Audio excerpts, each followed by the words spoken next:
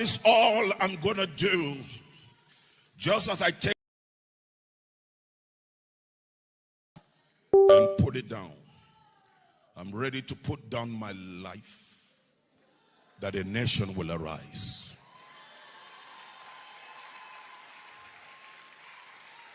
We will fight this fight.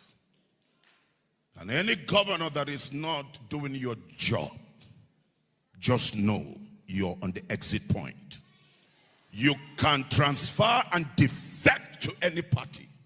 We will mobilize the people at the grassroots to determine their fate. If it is blood for blood, we will lay down our life until Nigeria rises up and Nigerians can sing the song of praise.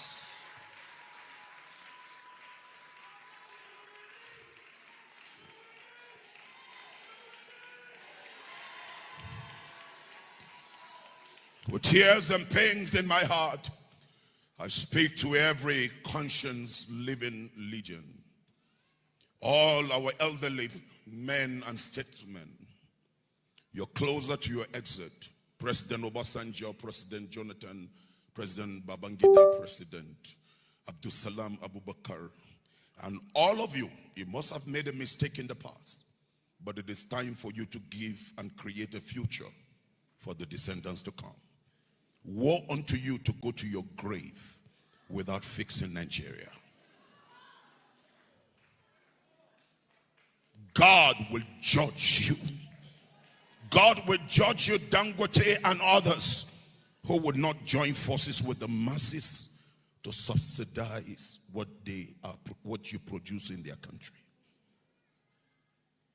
A time and a season will come that Nigeria will be too hot for the wicked to survive.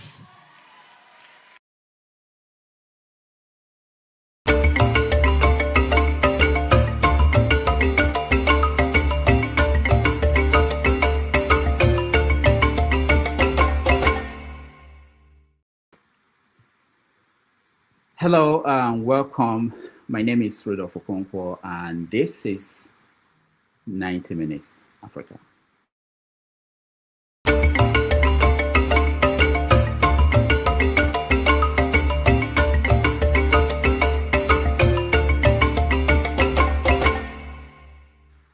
Today we are going to have a special edition of the show. We have a prophet joining us today. This is the first time we're having a prophet. We had a bishop, Prophet Isa El-Buba, will join us to talk about the moral crisis in Nigeria and the cost of choosing silence. Most of you must have known him. He's based in Jos. He's on his way to his studio to join us in about 20 minutes.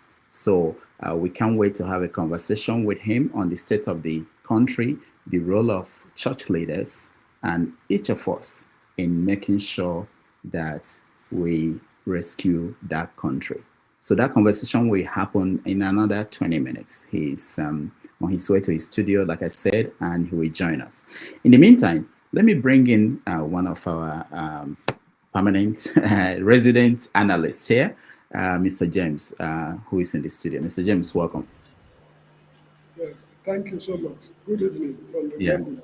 It's nice to have you. While we wait for the prophet to get to his studio to join us so that our connection will be good for this important conversation, I wanted to get your view. Yesterday we were on the show and we talked about things happening across the world and in Nigeria. Have you been able to reflect? Have you been able to see anything that that we talked about that you didn't know about, especially about the continent and the world during between yesterday and today? Yes, River State. I understand the emergency rule. The emergency rule is coming to an end very soon. There was church service somewhere, maybe in Port Harcourt, I can't remember.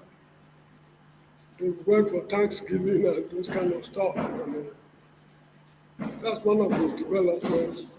I thought it would be permanent, but Well, I don't know. Until they actualize it, I will not be able to make any categorical statement concerning the development. But it has been an unmitigated disaster to the people of River State.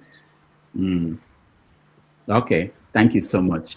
I also see Righteous Man. Righteous Man, welcome to the show. Can you hear me, Righteous Man? All right, Righteous Man cannot. I don't think he can hear me. Righteous Man, can you hear me? I can hear you. Good evening. Yeah, how are you? We bless God. I'm okay. And you? Good. You are joining us from Nigeria, I believe. Yeah. Okay. How are things? As usual, but things are getting worse. More Nigerians are hungry. The economy is going down. Insecurity, joblessness, and much more prayers are going on than active service. Okay, I'm going to bring in someone who is a spokesperson for the government very soon. I've actually agreed with him to be here in principle. And one of the things they've been saying is that the government is taking steps to make sure that the hardship that people are facing that is reduced. Have you seen any of those things? For instance, they said that they've removed the tax on mobile data and other things. They are suspending the tax that will have come in on petrol for January. Did you notice? And some people are saying that the prices of items like rice, they've gone down. Did you notice any of those things? Doctor, I think the guest. The truth remains. Doctor, I think the guest is here in the studio. Hello. Ovie. Yeah, I think your guest is here in the studio. I know. He's getting to a studio so that he can join us, but he's listening to us. I know he's here around. Yeah. Go ahead, Righteous Man. Yeah, the truth remains that the prices of food items known is coming down. That's a good thing. But I learned that the government did some kind of, they supported some individuals or some companies to import some food items into the country in order to bring down the cost of those items down. But as of today, to the best of my knowledge, there is no food item price that has gone down in Nigeria.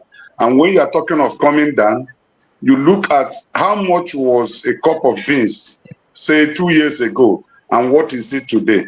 So when you say it has come down, it means it has gone back to the old price or even lower. But such thing is not happening, and I don't think it will happen in the very near future. Okay. All right. Thank you, Righteous Man. Like I said, we are going to bring someone who speaks for the government to finally come here and talk to us and listen to us, and we can question him on what is going on. That will happen very soon. I will let you guys know when that is finalized. Ovie, welcome. Doctor, I thought all along you speak for your government. You speak for Buhari and Tinubu government. That is why it's only good Lord you did not speak for, but you have spoken. But that would be interesting, though. Now that you say it out loud, I don't think we actually have someone who is. No, we've not. It's not because we're not trying. It's not because we're not trying. Finally, I don't want to mention the name. I cornered somebody and he agreed in principle. We're just working out on time that will work for him and we'll get him here. So. Is he going to speak as an official or Yeah. He can't speak anywhere without. Whenever he talks, it's for the government. I wonder Yeah, what you tell her we take convince am or what are they? I don't know. I didn't say anything. I said, come and talk to my people. They want to hear from the That's government. new. Yeah. Wait, now that I'm scanning through all our small political platform on YouTube, I never see any of them actually Yeah. come in that capacity to speak. I was surprised. He said yes. I said good. Anytime you're ready, we are open. I can move a guest and put the person in. Well, I think now you should put Africa on a podcast. It can be done just to upload it. It can be on video or audio. That's it, so that people on Spotify and all that can be.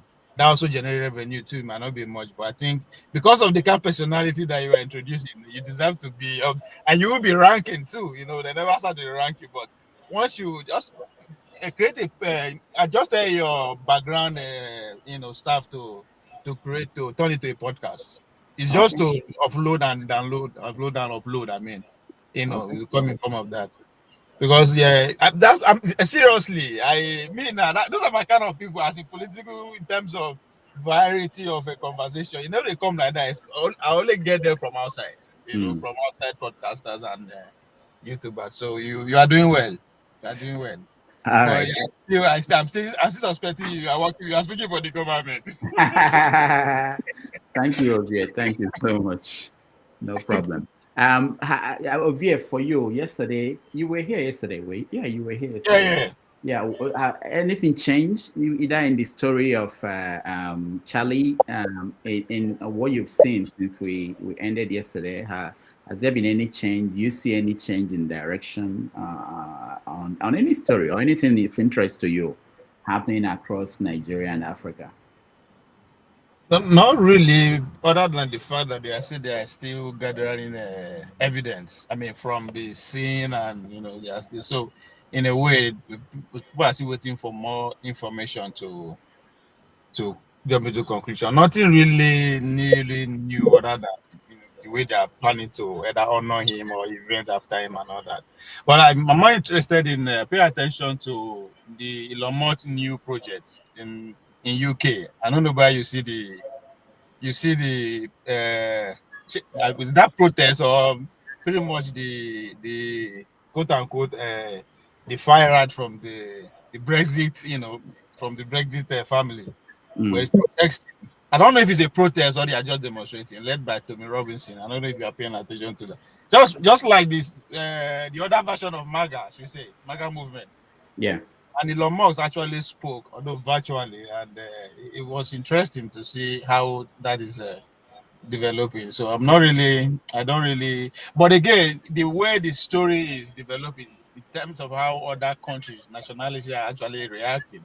Because these days, I actually, this morning I was listening to their MAGA main platform and channel to see how they are actually interpreting.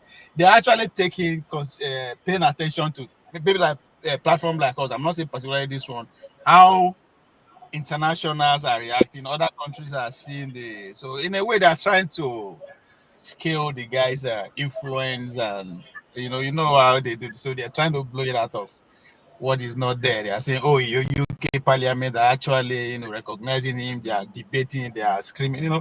They are trying to both the negative and the positive. They are trying to create a narrative out of it to us. Then again, no, the wife took over his. He has a podcast and a radio show that he does every. So the wife is now the host of that show. So that's Yeah. all that. The next man is going to be a woman. So that's how they are. So I think that's it. Other than that, in terms of any info rather than what is already out there, no, I know. See, they say they are still gathering information, but I think there's a new law on campus. No more open carrying. No more open carrying gun on campus. That's new. That's on that state where it happened, not nationwide now. Okay. So it might be something that we'll see, that will go national. But other than that, no, nothing really out of the other than what we all covered yesterday All from right. the various perspectives. Okay, thank you. Ernest, I'll come to you, but before then, let me play a video that one of the videos out there that is, if I can get it quickly, it's about Donald Trump. He was asked about how he was keeping on after the death of one of his supporters. I will play the video. I'll find it. I'll play the video. His reaction was interesting to most people who've been watching, because people were expecting that probably he will pull back from some of the things he said. This is what Trump said, I think, yesterday. Condolences on the loss of your friend Charlie Kirk. May I ask, sir, personally, how are you holding up over the last day and a half, sir? I think very good. And by the way, right there, you see all the trucks. They've just started construction of the new ballroom for the White House. All right. So people will make it, their interpretation is that Trump has moved on because he didn't want to confront the idea or the possibility that the media will. Because the person that asked that question was very crafty. I mean, that's how you approach Trump now. You can't confront him; he will fight back. So he wanted to say, "Okay, how are you holding on?" to see what he would say. But the question will have been, the next question will have been, do you have any regret on your initial statement where you blamed the radical left for what happened? But he didn't want to address it. He moved on straight to other things, which were I think some of the MAGA section are pushing for them to name that particular building the new ballroom after the Charlie Clark. So I don't know how that will scale, but so yeah. So those are the things that are kind of pain. I see why they are trying to scale the whole event. It's interesting. That I like how you describe the journalist crafty. Yeah, you have to. If you are dealing with somebody like that, you can't come immediately and say, "Hey, Mr. President, do you regret what you say?" You can't say that; he will just abuse you. So you have to tell him, "How are you holding on?" That's a good observation. I hope you are doing well. And all right, wow. Ernest, welcome to the show. You see, that's why I say you speak for the government, No, you have to understand. I understand their side. I can actually tell you what they are thinking about and how they are thinking of things. Ernest, welcome to the show. We are waiting for those who are just joining us. We are waiting for the prophet to join us. He's actually around. He's listening to us, but he's getting to his studio. He's in transit, getting to his studio to sit down so that we can connect and make sure that the connection is good and not breaking. So, Ernest, welcome. Thank you. All right. Okay, Ernest, you have your say because our prophet is here. Say something that what do you think about what? Were you here yesterday? Did I see you? No, but I listened to you. Okay, you watched the show yesterday. All right. So, what do you make of the state of things since yesterday? Yeah, I think when the thing happened, I told my wife that even before they arrested the guy, I told my wife that the person that killed the church will be a white person. And luckily, it was just like that. So I think there's one thing with America for white people that are different from black. And they can do anything to provided that's what they believe in. They can go as far as doing anything just to make sure that they make a name. So I think that's what the guy that shot the. And for Nigeria, what's happening in Nigeria? I think Ibak went to start giving today for a successful rain in River State. So maybe we talk about Say it again. I said Ibak, the administrator in River State. Okay. He went to start giving. Okay. For the success of his administration, 6 months. Okay. So it's part of what maybe when the man of God, when he comes. Because I think the problem in Nigeria is that the church, politics in Nigeria, the major problem in Nigeria is from the church. They are giving support to political class in whatever they do, provided you have the money. So And sometimes I think maybe El-Buba may not be the right person. I want somebody like Adeboye, or those want to be in your show. So let's interact with them. All right. So our guest is here. Sorry, as the man resigned, as he hand over NS, the No, rivers. yeah, not yet. But they say he has prepared his handover note, and today he went to Thanksgiving. Okay, guys, thank you so much. Our guest is here. We are going to go to him. After my conversation with him, I will open it up for you guys to join us and we have a conversation with him together. So thank you for hanging out with me while we waited for him to settle in his studio. All right, let's begin the show and welcome our guest to the.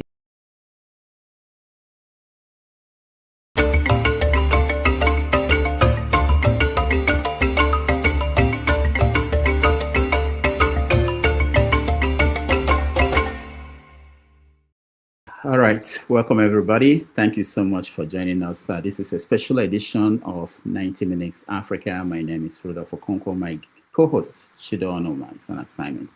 Today, we welcome to the show Prophet Isa El-Buba. Most of you know him as the founder of El-Buba Outreach Ministries International, a powerful preacher and prophetic voice from Jos. He speaks boldly on faith, nation building, and Nigeria's future. Please welcome to the show, Prophet El-Buba. Welcome, sir. Thank you very much, sir. It's a pleasure for me to join you today. Thank you for the honor of having me join your team. We are so happy to have you. It's not every day that we have a man of God who speaks truth to power join us on the show. So we're glad. So let me start with the state of the nation. I know you are monitoring what has been going on in Nigeria, and you preach on your platform in his presence. You speak every week. I want to know what you make of the political situation today. The political situation today, let me use the word, it's not actually physically what we desire. It is, let me use the word, it's a disaster. It is not something that anybody should align with as of where it is today. But then out of the mess, you will always see that there's also a message that is to be picked from and to be learned from. And so whether you look at the events that are going on from the presidency right down to the ordinary person on the street, you will see that it is a dual thing that is ongoing in terms of the rottenness of morality. So you have it at the apex, which is the elite. You also have it at the bottom, which is the people. And so we're dealing with two sides of political rottenness. I call it immorality. So that's just what it is. But if you look at the country, people are preparing for 2027, and you do preach about that. You do talk about what has to be done before 2027. Do you think those things are going to happen before 2027? I'm talking about, example, electoral reforms that people believe that if it's not done, that the result will be the same.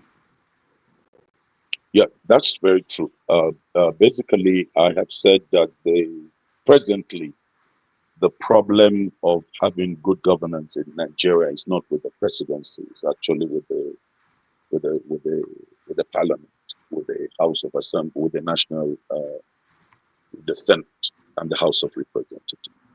And we're doing a lot in the background. It's not; I won't be able to say everything on air. But if we're going to see a change Nigeria, if we're going to see a change Nigeria, then we must do something about that place that is called the National Assembly. That is the most corrupt place in Nigeria.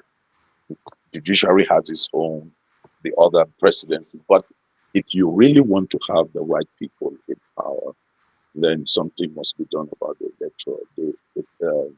electoral process in the country. And so what we're doing is, apart from sensitizing the people, we are trying to put some machineries in place that will be able to put the people in the place that they need to be, so that the thing that needs to be done will be done. And between now and the end of the year, we're believing that something will happen. Mhm. Okay, let's believe that. But there's another thing going on in the country as we speak. The opposition parties, virtually all of them, are saying that the government is simply interested in crushing them, making sure there won't be any opposition that would challenge him, the president's next election. In fact, there's last week we had kind of some permutations that are suggesting that Peter Obi may not even have a political party from which he will even contest. What do you make of that accusation that the government is trying to crush opposition parties in Nigeria? Let me just give you a picture. It's just like the devil showing up before you. If you're a child of God, if the devil shows up before you, God is not going to be the one that will rebuke the devil. You will have to act by rebuking the devil, because you've been given the authority to do it. And so there are things that God is going to do for you, but what he has given you power to do, he's not going to do it for you. So what I'm trying to say is, the president, Tinubu, the presidency, and all the APC and all the political class that want to, let me use the word, place their knee on the neck of all other opposition so that they cannot breathe. They don't have that capacity. I still say they don't have that capacity. The most powerful institution is the institution of the people. Is the most powerful. If these opposition leaders are genuine and they mean what they are saying, then they will be able to put their energy. I tell you, in the next 24 hours, they will be able to ground this country to a halt. They will be able to prove to the president that you cannot just do what you feel like doing. We'll all have to obey the Constitution.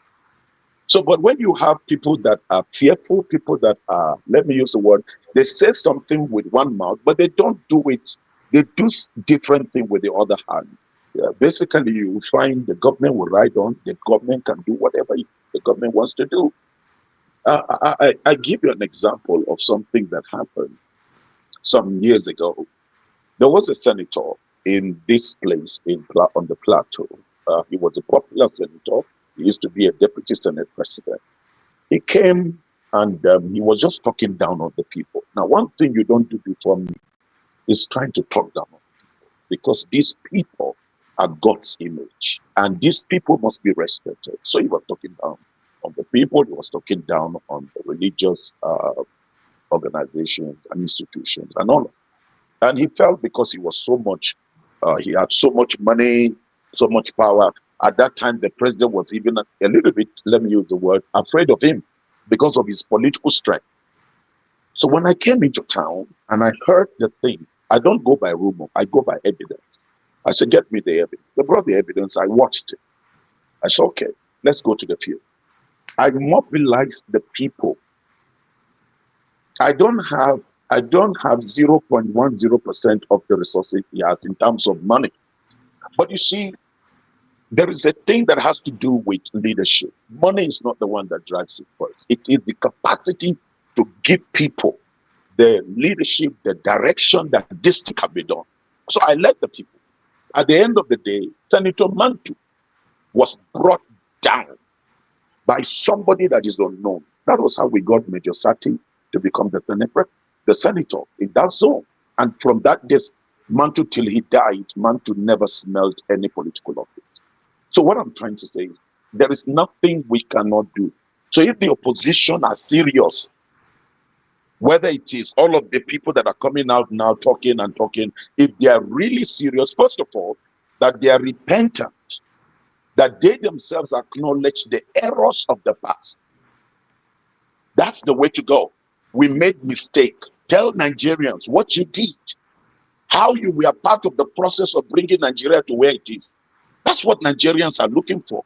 The reason why Nigerians, let me use the word, if I ask them to come out, they come out because they tested me. By the grace of God, you can't buy me, you can't manipulate me for anything. When it comes to the welfare of the people, I am there. Now, you as political leaders, some of them were vice presidents, some of them were governors, some of them were senators, some of them were ministers. They were part of the thing that contributed to where Nigeria is now. So what you need to do is simple.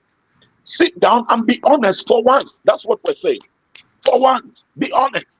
It's not about a person. I tell you today, if Tinubu changes his ways and starts doing what is right, I will support him. Because all I want is Nigeria to work. It's not about an individual coming into power. So if they are really serious, they would tell Nigerians, we apologize. That's first. That's repentance. What we did in the past. Now we are ready to join you Nigerians. It's not about us. It's not about any one of us seeking to be president. We want to join hands together to make sure that this evil does not go on. And of course, the things are there. With the policy of this government, the actions of this government, what is ongoing. These are glaring things that are there that citizens are tired of. Citizens are groaning.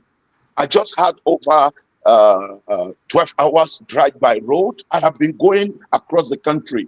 I just came back from 9 states.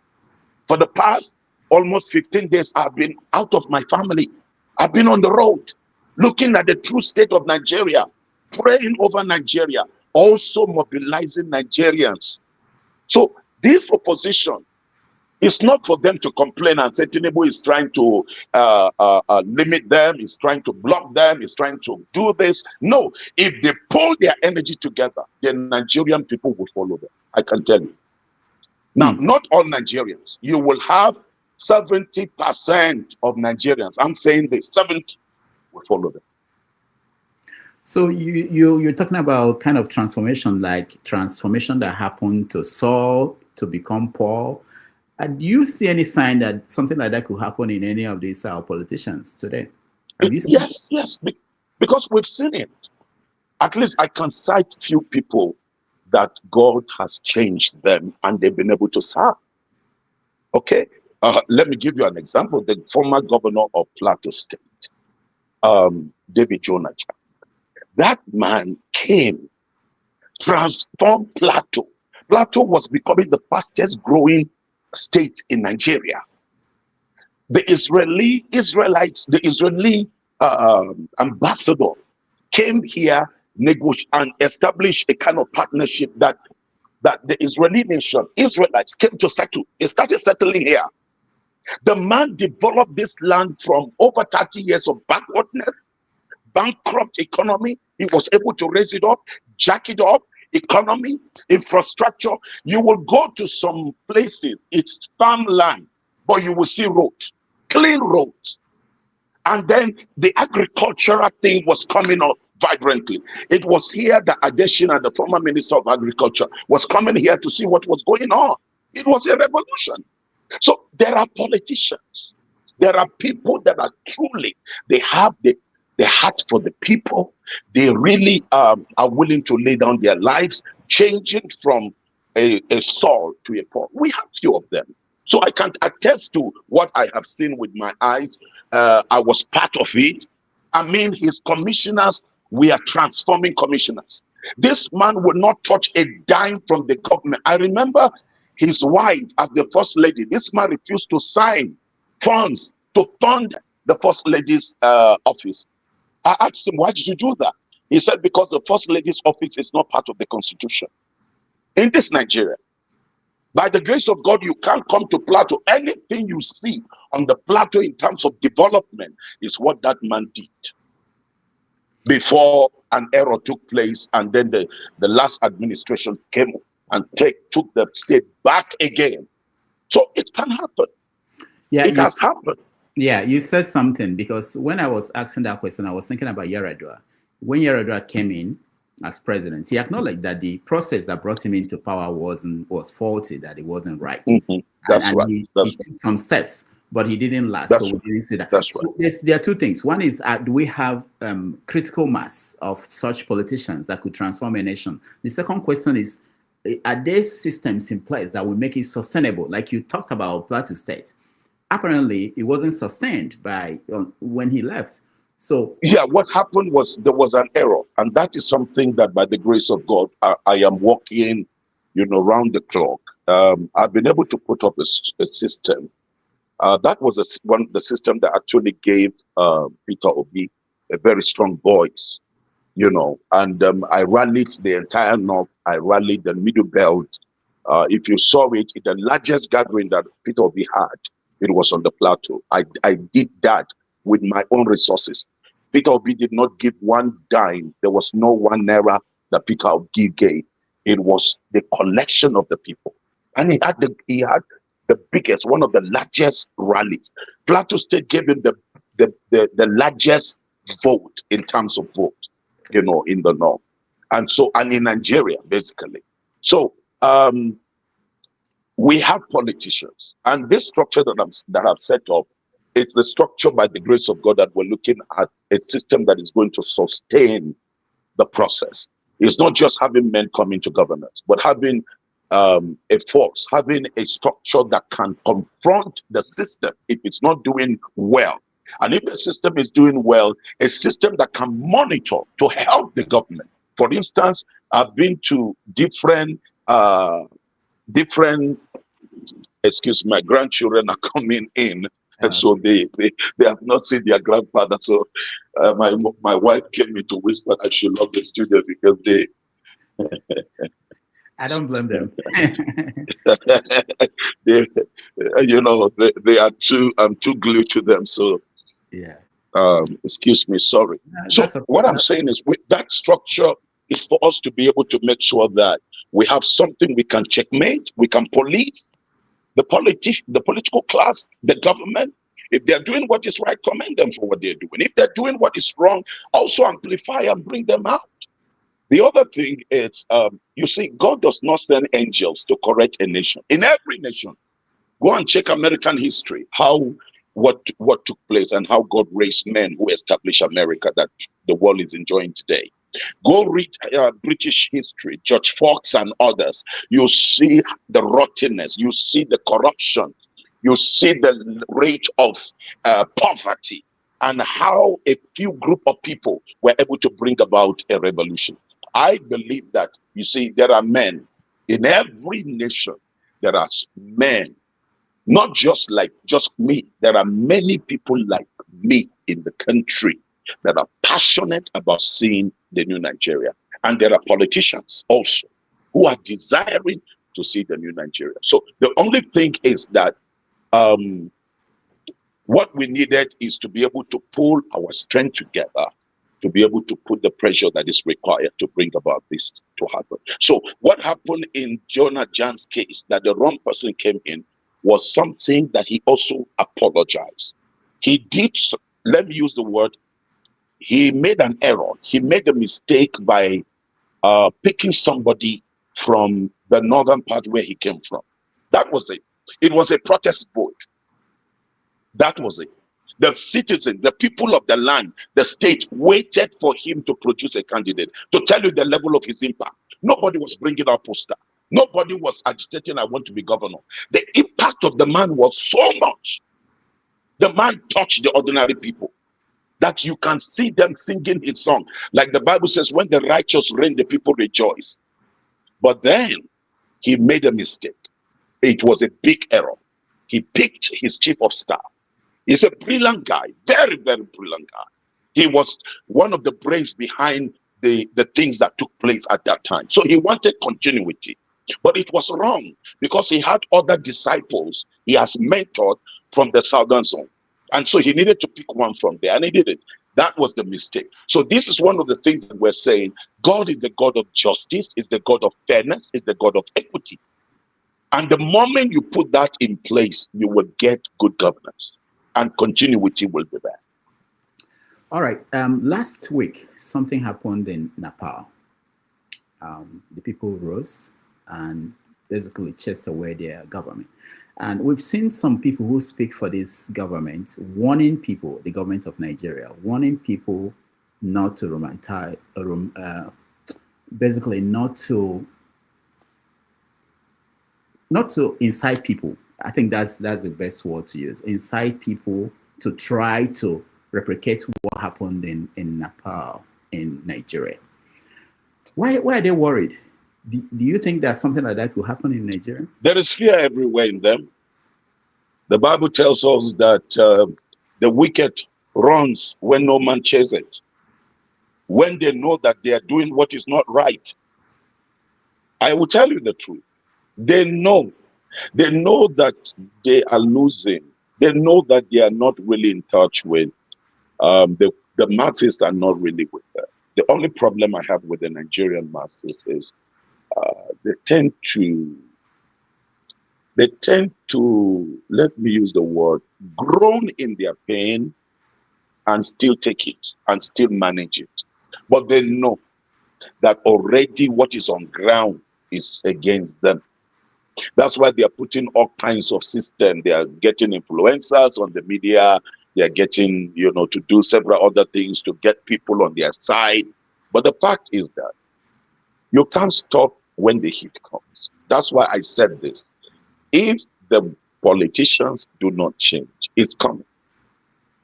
With something happened in August, I asked Nigerians to step out.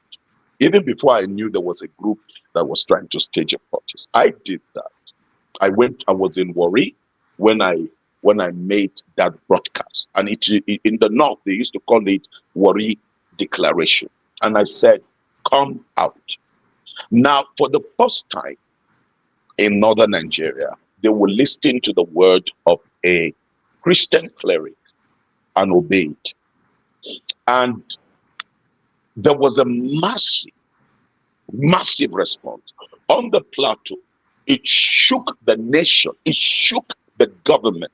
That I was able to control a mass of people. You're talking of tens of thousands without a bullet.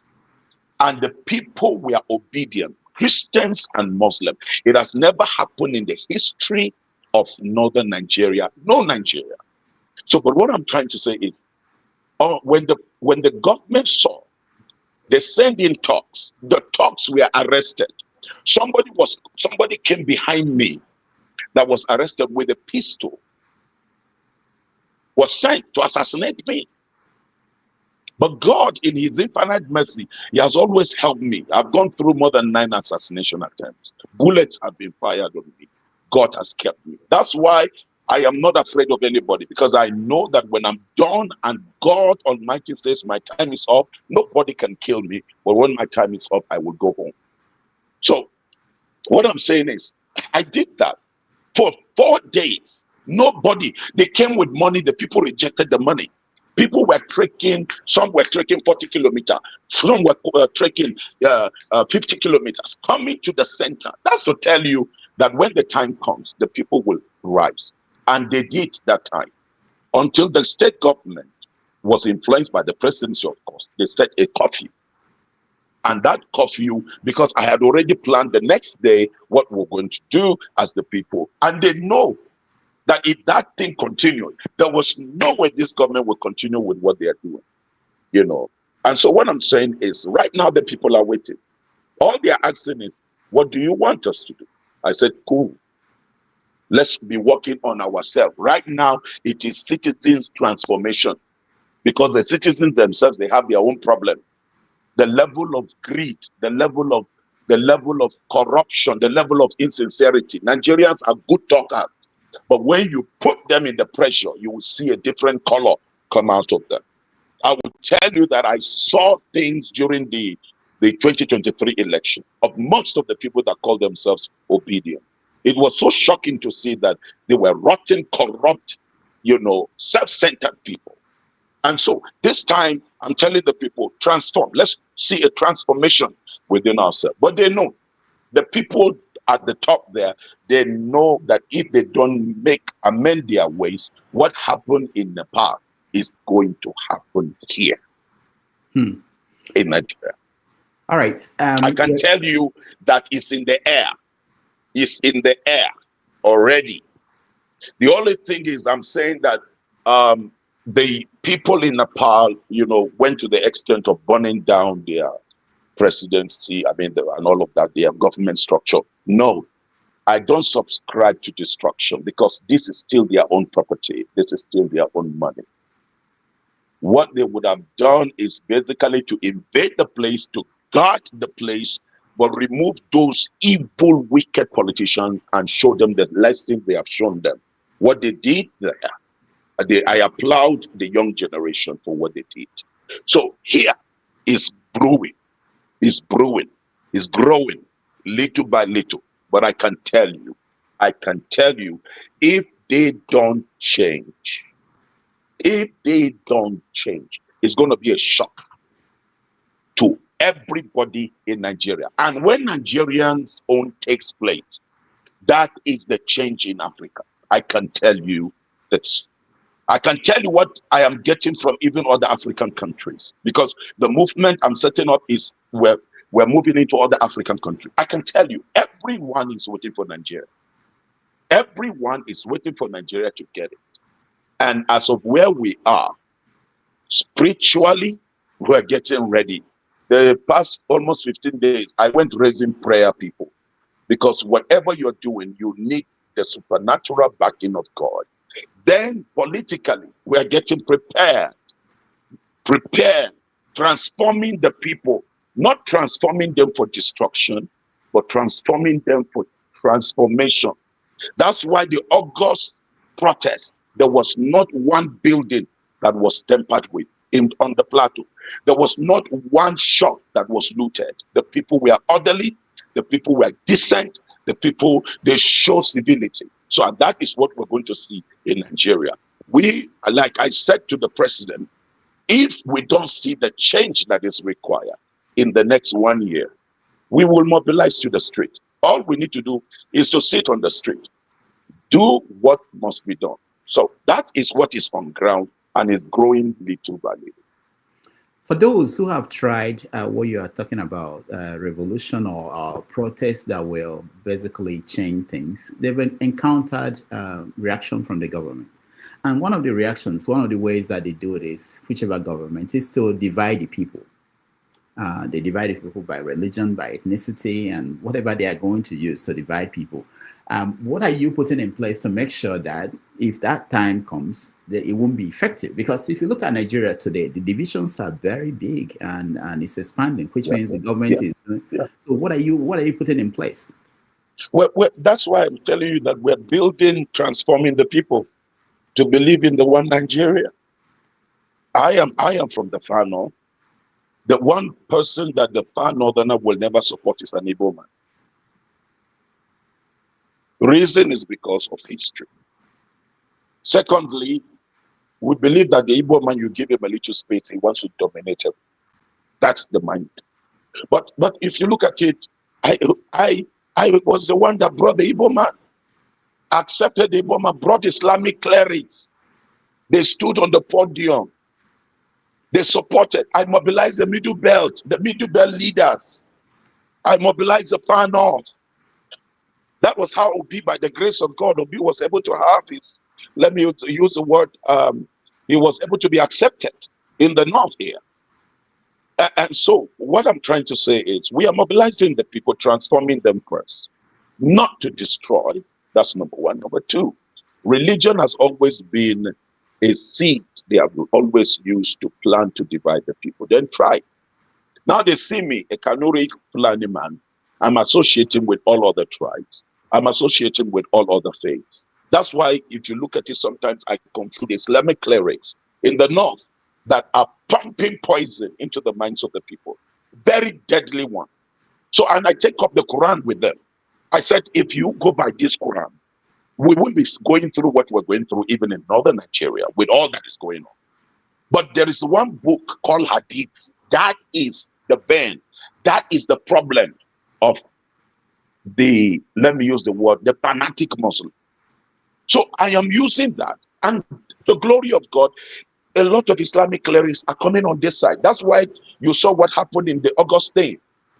What happened in the Augustine? Muslims refused to go to the mosques to pray. I told them, okay, I provided water for them to do their ablution and go to the mosques to pray. They said, no, you're talking of tens of thousands. They said, no, they're not going anywhere. They are going to stay here. I should give them leadership. So I raised somebody from among them to be the imam to lead the prayer. That is something unusual. And it was on a Friday. They are supposed to go to the bigger mosques for prayer and join everybody. They said no. On the road we had it. Christians surrounded them. Christians took care of them. On Sunday, let me tell you, the people that publicized the gathering on Sunday service, it was the Muslims. The Muslims were the ones that went out and said, service on Sunday will not be inside the churches, it will be on the street.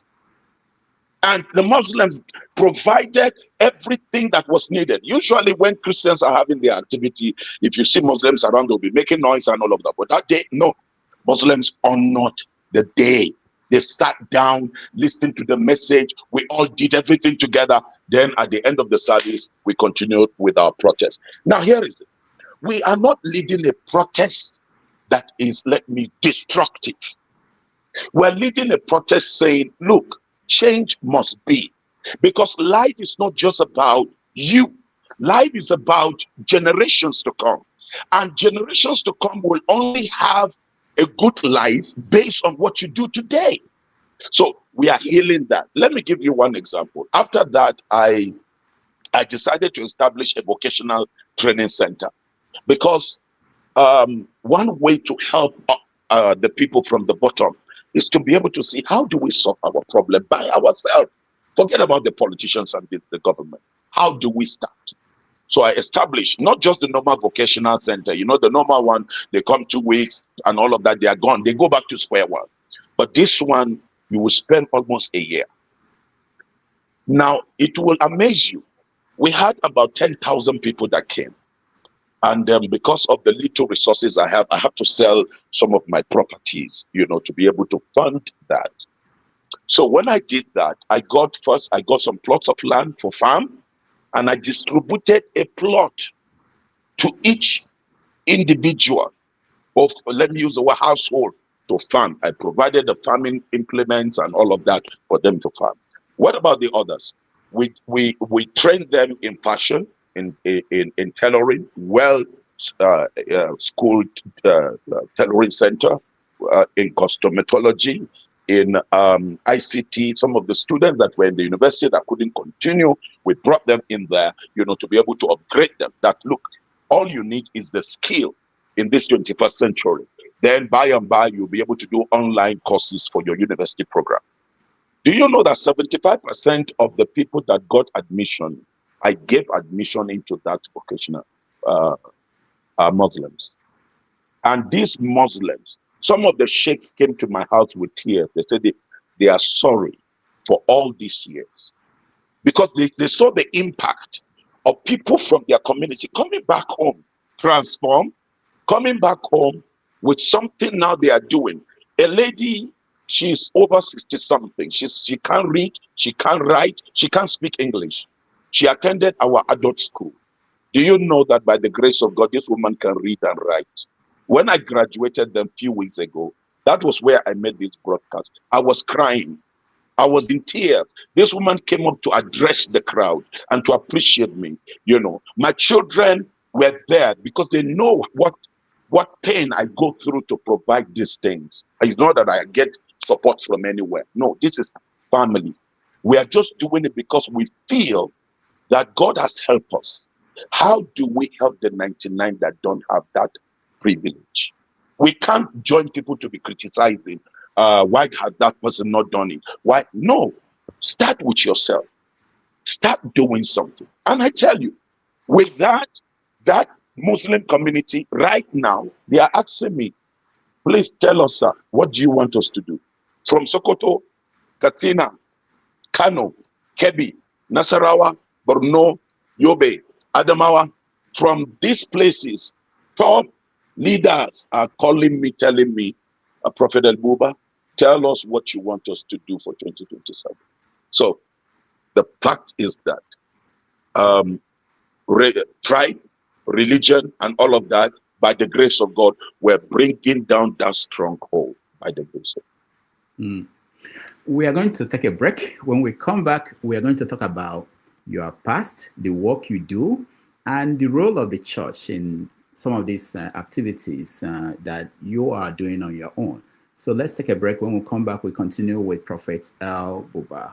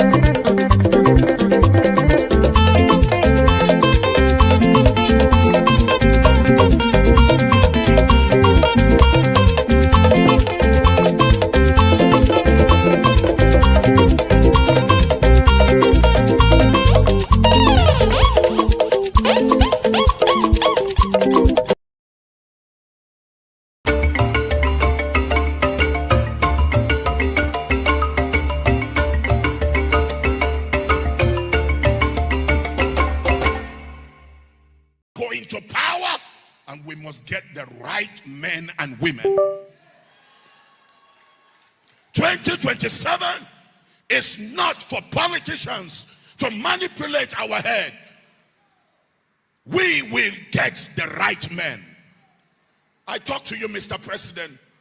You have the opportunity to fix and make amends to your mistakes and your errors in the next 1 year, or else we will get on the street.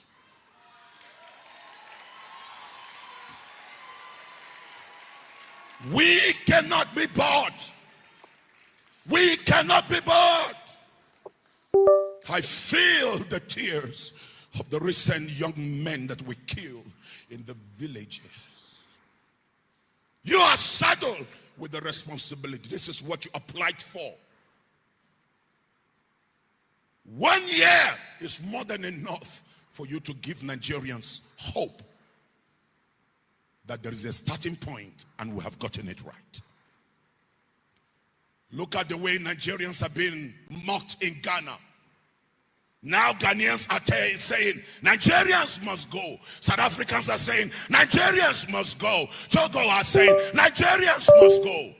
You Nigerians, wake up and fix your country.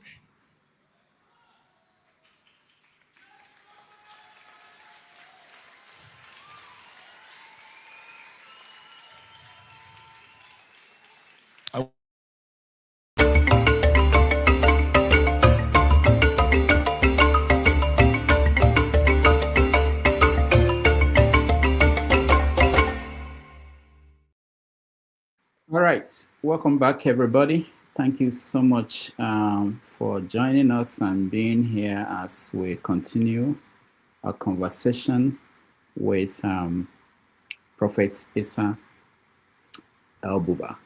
So, right there, you were talking about to the president that he needed to correct his mistakes in a year. What are the mistakes? Poor economic policies.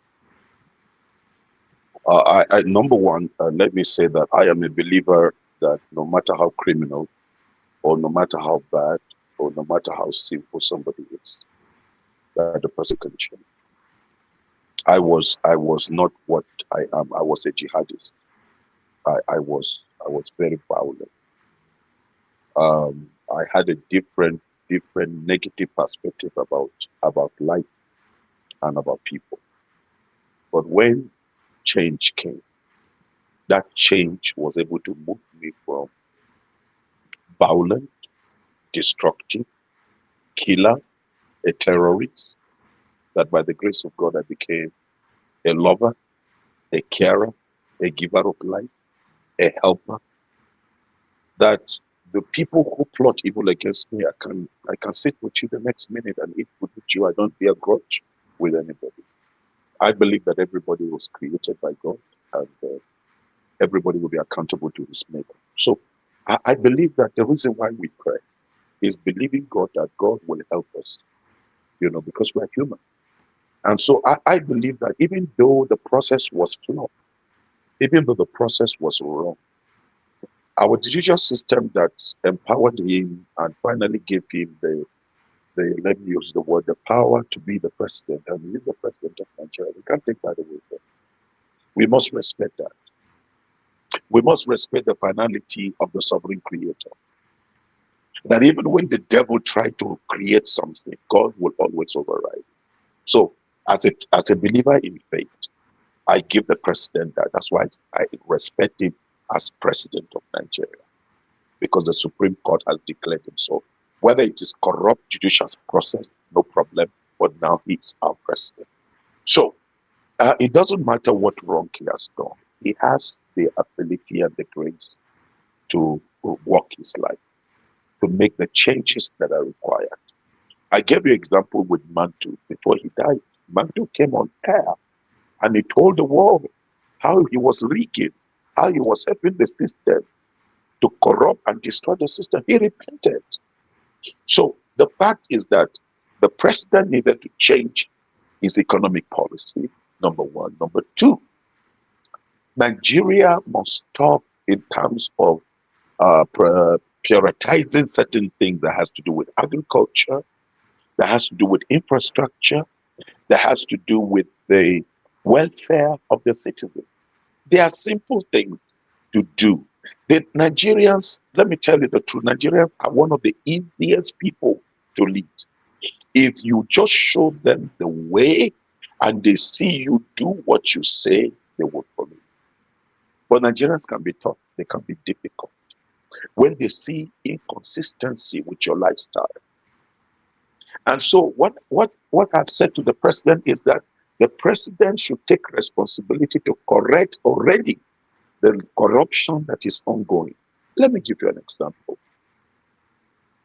What in any way should make you sign, let me use the word, a budget to go and finance the coastal road? When the internal road,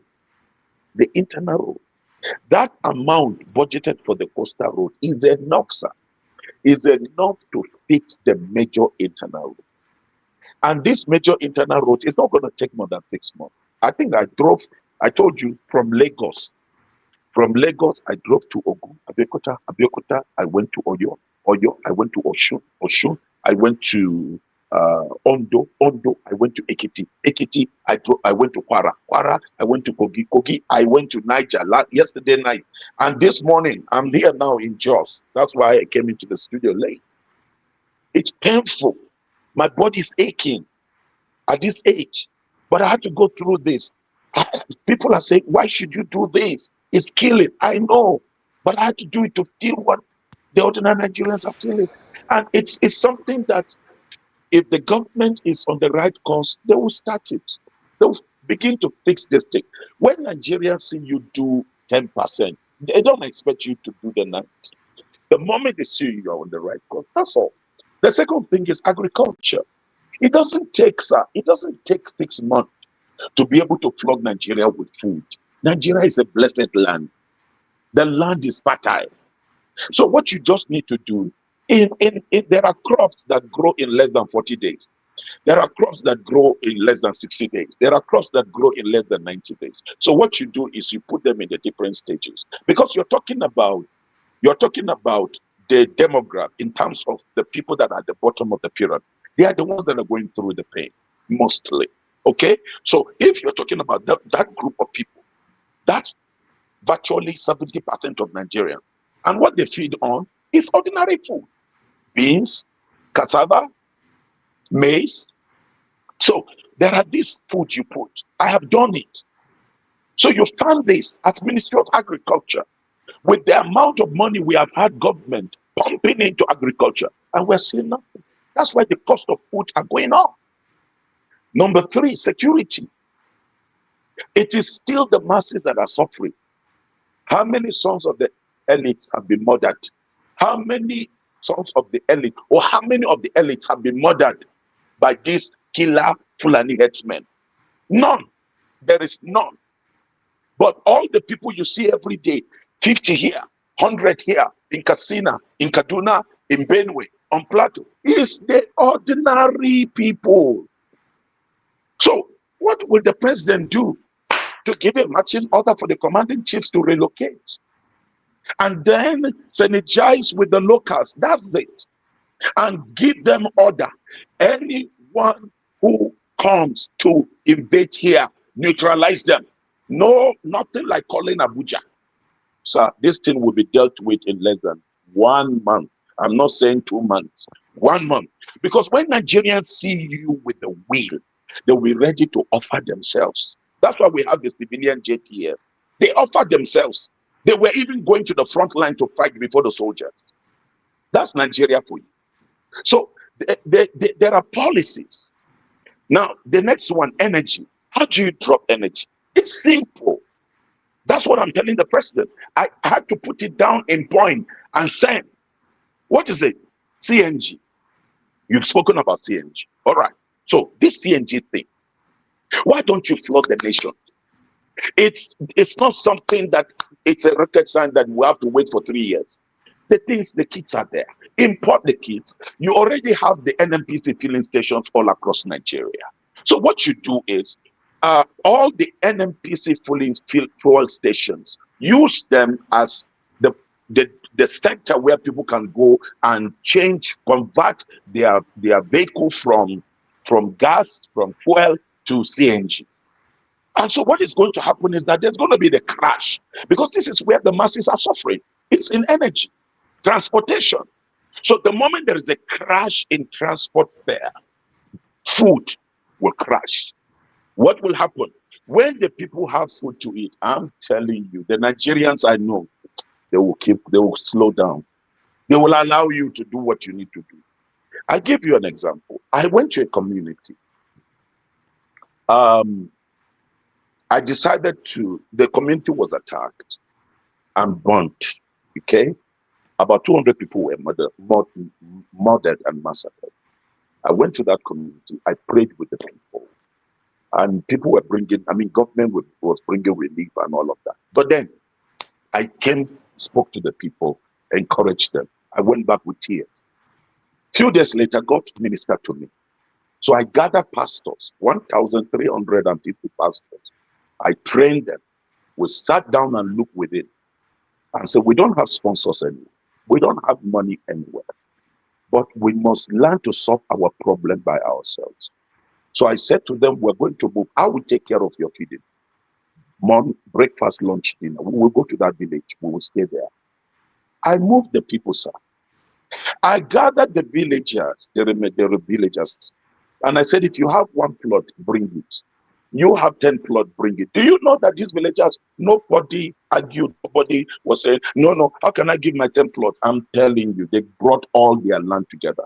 I sat down, we designed the village with road, infrastructure in terms of school, market, and all of that. After we did that, the next thing was, we sat down with all of these pastors, 1,350. My family, we were sleeping in a primary school on the floor. My security men were surrounding me because after going through several assassination attempts, they had to make sure that I have security that are always with me. So they were there with me. They said, no, Daddy, you can't stay here. I said, I'm staying here. I'm staying here. My wife, my children joined me. My children, I'm telling you, they are first class. The school in Wisconsin came out with first class degree. Brilliant, doing great things. But all of them humbled themselves for these poor people. Well, at the end of the day, we started making bricks. People that knew nothing about making bricks, they started learning. Pastors became carpenters. They became plumbers. They became builders. That's how, by the grace of God, we were able to build 53 housing units. I spent about 100 and something million naira. Sorry, the lights, because the Nigerian thing now. I understand. So, all right. So I think the inverter just went off. But then before they would put it on. But that is what we did. We built 53 housing units with roads, with water going to the 3-bedroom. These are villagers that used to go to the mountainside. They used to go to the bush. If anytime they want to ease themselves for the first time in their life, they are staying in modern house. Now, these were things that if it was government, they would have quoted several billions. But all I spent was 100 and something million naira. It is there. It's called Tapot. If you come to Plateau, you can go and see it. It's there. It's a city. So transform. Another place, I give you example. I went with my family, and when we came back from the crusade, I said, what can we do? So I have this last land. I left it for my children. So now children are grown up now, and then my grandchildren. So I said, okay, please, can you people allow me? I want to sell that. I want to sell that land. So that this is what I want to do. So at the end of the day, we sold the land, got some money from it by God's grace, about 17 million naira. Now with that, we were able to, by the grace of God, make 40 roads into 40 communities. 40. grow into political governance. So governance, bringing about visible change, is not something that is difficult. So that's why I said to the president, he has 1 year to correct the wrong and then begin to show the people that, look, I'm going to cut down on my budget. What does it take? The man is not, whether you call it by corruption, by whatever means he became rich, I don't care, but the man is not broke. The man is not poor. The man has more than enough. So what is it? What is it about life? Life is not about how much you gather. At the end of the day, you will gather and it will end up rotting. And you lose. Your generations will lose it because it is of the people. So that's why you see some of these great Nigerian and African leaders, by the time they are gone, go and check their family. It's a story state. So that's why I said, you are not broke. So why don't you say, look, I'm going to cut off from my own salary. I'm going to cut off from certain expenses. In the next 6 months, Nigerians, we will walk it through with you. Just these 5 things I have given you, I'm telling you, Nigerians will begin to sing hallelujah the next period, because it's clear. So this is why I said to the president, in the next 1 year, if you change your policy and do what is right, then you will get our backing. We're praying for him to succeed. But if not, we can't continue. It's not about us. I will not live forever, sir. I am conscious that this life is time bound. And anytime God can call me. But it's not about me dying. It's not about me going. What do I leave behind as solution for generations that were not part of the creation of the problem? Let me ask you, before we go to the role of other church leaders like you, in Benue State, neighboring states to where you are, there's crisis that has in the last 2 years has been something that if this were to be happening in other parts of the country, it will be people will be baffled that it looked as if nothing could be done. I was in Benue State in June. It was days after the president announced that the chief of army staff should move to Benue, what he just recommended. I passed across from Makurdi all the way, and I went by road from Abuja to Benue, from Makurdi all the way to Otukpo and down. I only saw 2 soldiers in a motorbike. Why is it that it's difficult to solve the problem in Benue State? That's what I'm saying. It's the political will. That's the political will to do what is right. Excuse me, can you bring the power bank, please? The political will to do what is right. Now you heard the president say to the army chief, "Hey, move." They know the killers, sir. If you come here now, you want me to show you, I will show you where they are. I will show you where they are. It's not something that I can show you. They know where they are. It's the political will.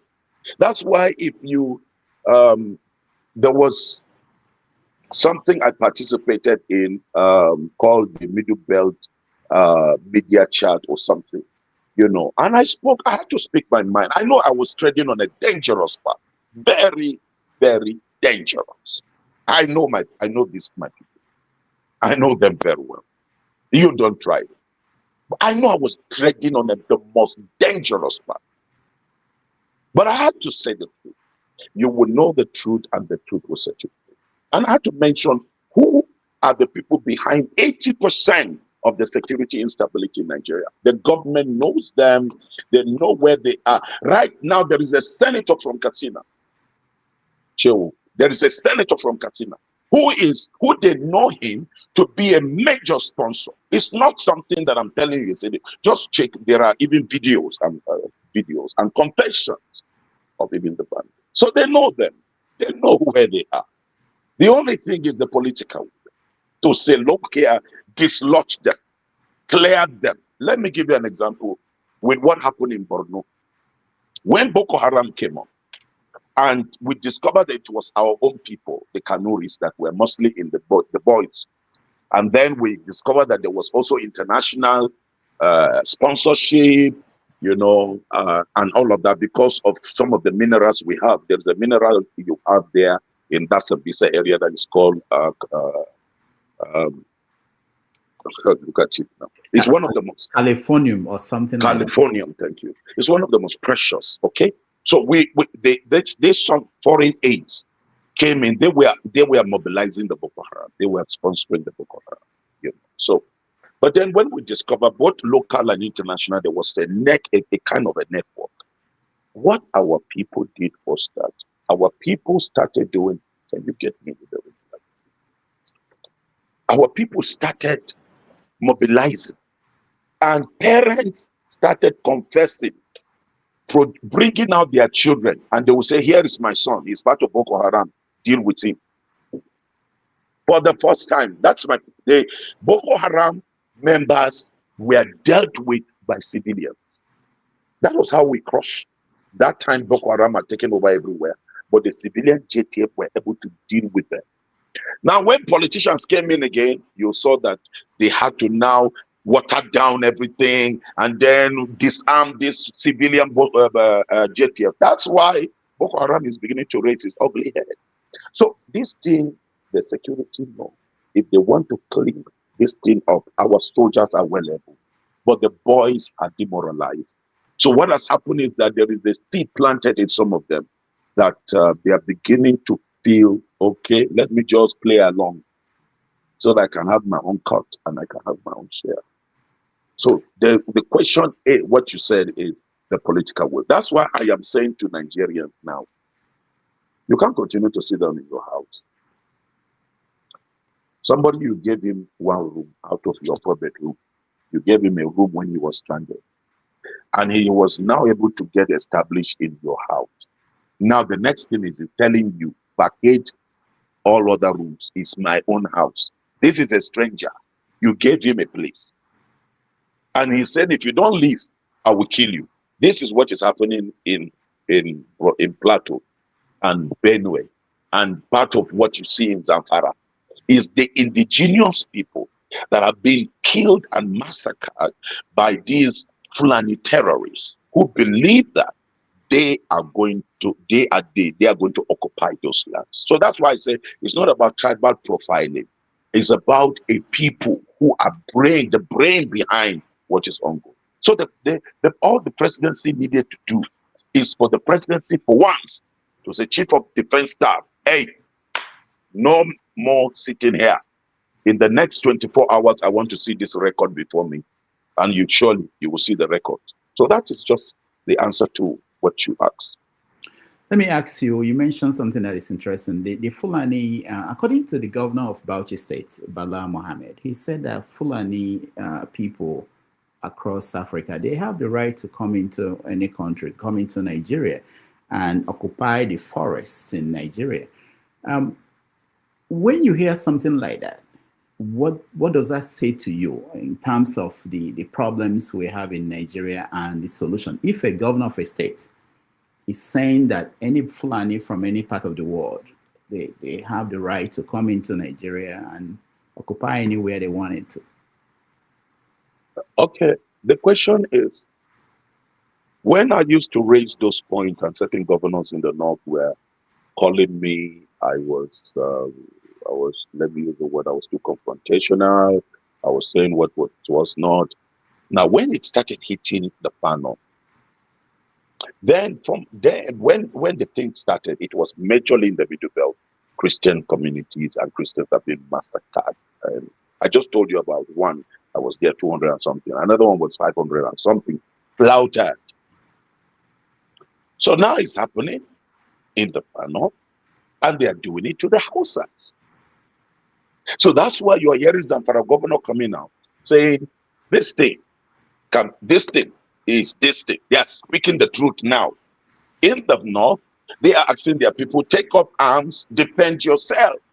So what the Bauchi State governor is saying, to me, these are the type of statements that it's making me angry with some of these people. With one side of the mouth, they say something, another side of the mouth, they say a different thing for the purpose of political relevance. But what shall it profit a man if you will gain the whole world and lose his soul? What's the whole profit? So the truth is that Fulanis have no right. Let me use the word. They have no right. I'm a Fulani man because my grandmother was a Fulani woman. So it's my tribe. We have no right to just enter anywhere and just occupy. If that is it, then I shouldn't be paying for land. I should enter anywhere. I should enter anywhere and just settle my family. But anywhere I have gone to in Nigeria to say, give me plot, they will say, okay, even though you're coming to help us do this, you have to have the blessing of the locals, but not to force your way on the people. I mean, that is not done. It's just like going to the eastern part of Nigeria and then go and force them and say, I must take your land by force. No, I have to go by the elders, by the people of the land. They have to agree to give me the blessing so that we can live. They are the owners. Yes, everybody is a migrant in Nigeria. All of us travel, migrated from one place or the other. But the fact is that they're the first settlers. They are the people that have been living there generations and generations of over 500 years. You that have come to meet them, you need to respect them. And that's what my people in Borno are, the Kanuris. The fact is that we go to a particular place, we respect the people. Why are you not having this thing with Kanuris all over Nigeria? Why are you not having that with Ibra people? Why are you not having that with Hausa people, killing everybody everywhere? Why? Because they respect the people in their places. So, Hausa person has a relation in Niger. Hausa man has a relation in Cameroon. Hausa man has a relation in Ghana. Hausa man has a relation in Chad. The same way Fulani has relations all across the Sahel. We all have relations. There is no genuine northerner that will tell you he doesn't have cousins across the border. No. That's why you hear Buhari talk about doing things in Niger. Because he has cousins there. So before this amalgamation and all of these things that was done to Africa, we were just under a particular territory. Like for me, it's the Kano Borno Empire. It spanned to Mali. So basically, you have relations, but you also know that you are a Nigerian for this, for God's sake. And so you cannot enter. I can't go to Chad and try to say I'm going to force my way, because I can speak Kanuri or can speak full day or can speak Hausa. I can't go to Niger Republic. I must respect them with the boundary line. And that is basically what is required in this time. So what the governor is saying is part of the issues we are having. And that's why I'm contending with these people. That somehow you find that something has gone wrong with their brain. He's there. Will he allow his family to be slaughtered? He's not a Fulani man. He's from one of the tribes in Bauchi State. But will he allow his family to be slaughtered? Will he allow his people to be displaced the way other communities are? Because you've been able to secure your place, then you think that you would just talk anyhow. Everybody has the right to do anything across Nigeria. I do, just like I've said now, I have moved around Nigeria. So nobody can stop me. But the fact is that you can't invade the owners of the place and kill them and take ownership. No, that is not acceptable. That is genocide. That is evil.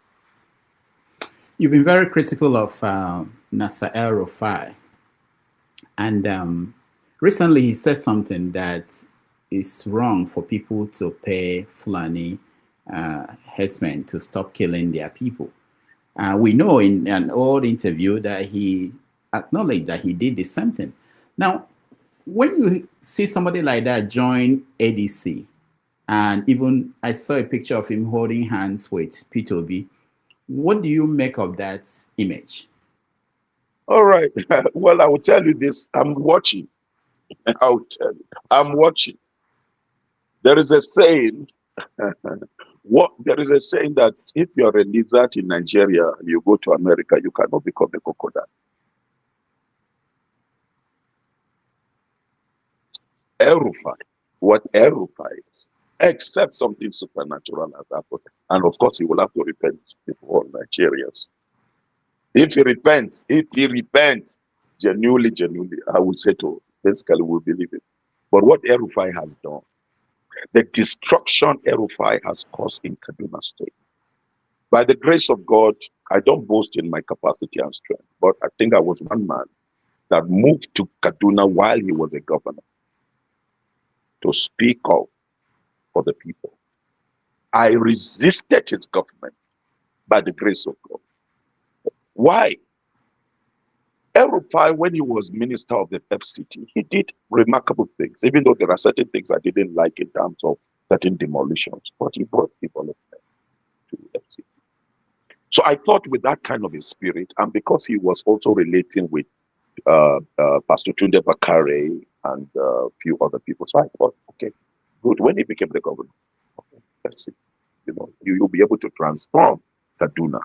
But when I saw him champion the Fulani agenda, when I saw it, that's why I confronted. Then the second thing is, I saw him championing the Islamic thing. And that's why he, in Kaduna, that is a state that you have virtually 50-50 in terms of the population, Christian Muslims in Kaduna state.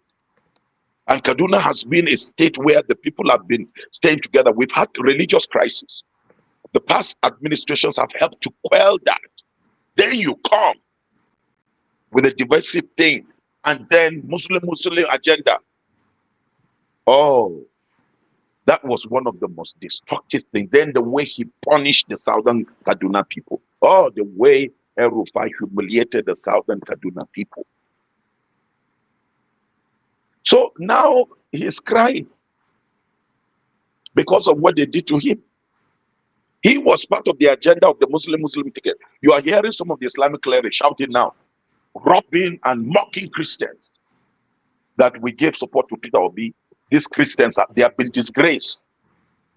And the fact is that I didn't support anything religion. I supported justice and fairness. That's what I stood for. And so I said it must be a southern candidate. Among the southern candidates, who is the most qualified to me that would be able to handle Nigeria in terms of less corrupt person? At least, let's say, 90% less corrupt is Peter Obi. So that's why I supported Peter Obi. At least with that, you'll be able to correct the errors of the past. But El-Rufai drove this Muslim agenda. And what God has done is God is greater than man. When the president became the president and then they were on with their mission, God in his own ultimate way, he started changing things. So to their amazement, the agenda didn't work. Right now, the people that are crying most in Nigeria are the Northerners who voted. The Northerners who gave them that vote, they are the ones, the most impoverished place, the place where people are really suffering is Northern Nigeria. So they saw the reality. That's why I'm telling you that in those protests, they are saying, look, Prophet, if you give us Christian, we are ready now, whoever you're going to bring, because we have learned that our clerics have deceived us. So El-Rufai, I'm watching. That's why I've not made any statement. I'm just watching it. I'm just watching it, what they are doing. Even the people in the ADC, I'm just watching until they come out to tell us sincerely what they want to do, because we cannot be deceived. I will tell you the truth. If we will not get the right person, and that's what we're trusting God that one of the political parties will continue to work in the grassroots. And there is one of the polished guys among. Peter Obi is there. There is the Prince Adewale is there. That is a very sharp guy. Very, very sharp guy. That is another person I would tell you has the capacity to fix Nigeria. Prince Adewale. That is another person that has capacity to fix this country. I can tell you that from my analysis of politicians. Okay, so these are two. I'm giving you just two. And then, of course, if the president, former President Jonathan, that is another person that if he has the right team, would do the great job of rescuing this country. But what I'm saying is, we are watching them. We're watching them and praying while we're doing our own job behind on the ground with the ordinary Nigerians. We're trying to get ourselves. Let's get our bearing first. Let's get our minds together. Then we know how to deal with those guys. Thank you, Prophet. I will bring people in to join the conversation in a few minutes. But before I do that, there's one question I wanted to ask you about looking at what is shaping up in the next election, and thinking about Jonathan that you mentioned. I remember that when Jonathan was in power, men of God, big men of God like Adeboye, they led protests. They were at the forefront of the charge to change things and to force change, including removal of oil subsidy and things like that. Complaining about, but they disappeared. What happened to them? Do you know? You see, let me say that something happened during the Jonathan time, and I will tell you, you see, people, there is also the background story. Jonathan's time, the economy, yes, was growing. Investors were really investing and all of that, but there was massive corruption, massive corruption. Secondly, you realize there was this killing that was going on, and the killing came up to the peak of it. Of course, we have now discovered that there were politicians, together with the late president of Buhari, who were actually bringing in people to do this killing for political reasons. So that was what basically informed Baba Adeboye coming out, to demand that this bloodletting must stop. That was it. Okay? And it wasn't the subsidy, it was that one. The one of the subsidy and all of that, it was for Tumba Bakare and others. But Baba Adeboye's own was the bloodletting was becoming so much. And then the other thing was the corruption. He was doing well with some of the people like Ngozi, Adeshina, Okwozili, with few of them. But the fact was there were some of the people, like the petroleum minister, they were milking Nigeria dry, real milking. Now, Jonathan has been invited by church leaders, top church leaders, sat down and said, look at this, what is going on. Look at the corruption. Look at this. Look at this. And then, of course, with some of the plots by some of the corrupt guys in this region where I am. And after that, to have that will, rather the next thing we saw was a different thing. Even though I stood for Jonathan, we stood for this thing for him till the last moment, that he should be the one voted, because I know what is going to come out of Buhari. I know. It's not that I didn't know. I knew what was going to come. So, but that of Baba Adeboye, that protest of him leading up, it was because of the bloodletting. And you remember that. Prophet, somebody can say that there are more now than even when Jonathan was in power. Yes, but what I have always told people is this. At the age Baba is now, I am, let me use the word. The Bible says that your children shall contend with the enemies at the gate. If your sons are talking and they are speaking, and you know that what they are saying is what you will say. I mean, to me, it was like the case of Samuel in the Bible. When Goliath was intimidating the entire nation of Israel, Samuel was still alive as the renowned prophet. He was the one that installed leadership and all of that. But he didn't say nothing. Because he anointed two people. He anointed Saul, he anointed David. So between the two, one should take responsibility. Saul failed, but David didn't fail. David took the challenge at the risk of his life. And that was how Goliath was dealt with. If you don't know, I'm saying this This government feels why I'm doing what I'm doing is because the Pastor Adeboye is giving me all the support, all the backing. So that's why you see that they are. Have you seen the First Lady? Have you ever seen the First Lady attend any church service in the Redeem camp? Okay, that's to tell you something is on. It's because they believe that Baba Adeboye did not give them the support. They believe he gave support to Peter Obi. Number two, they believe that for me to confront system and the government, he is behind me, because they know I am his son. I respect him. To be honest, I respect him as one man. I have worked closely, a man that has the heart of a child, a lover of God and people and nation. What Pastor Adeboye is doing in northern Nigerian churches and people is beyond comprehension in terms of his support. So what I'm trying to say is, I'm here. If I'm speaking and I'm confronting the system, I mean, it is not right that he should also be coming out alone. No. Where if anything gets tough and I have lost my strength, okay, at that time, a stronger masquerade can come out. But as long as the other masquerade is on the field, the bigger masquerade should sit down in the house. All right, we are so much out of time in terms of my conversation with you. We have to invite you again because we've not even touched your transformation.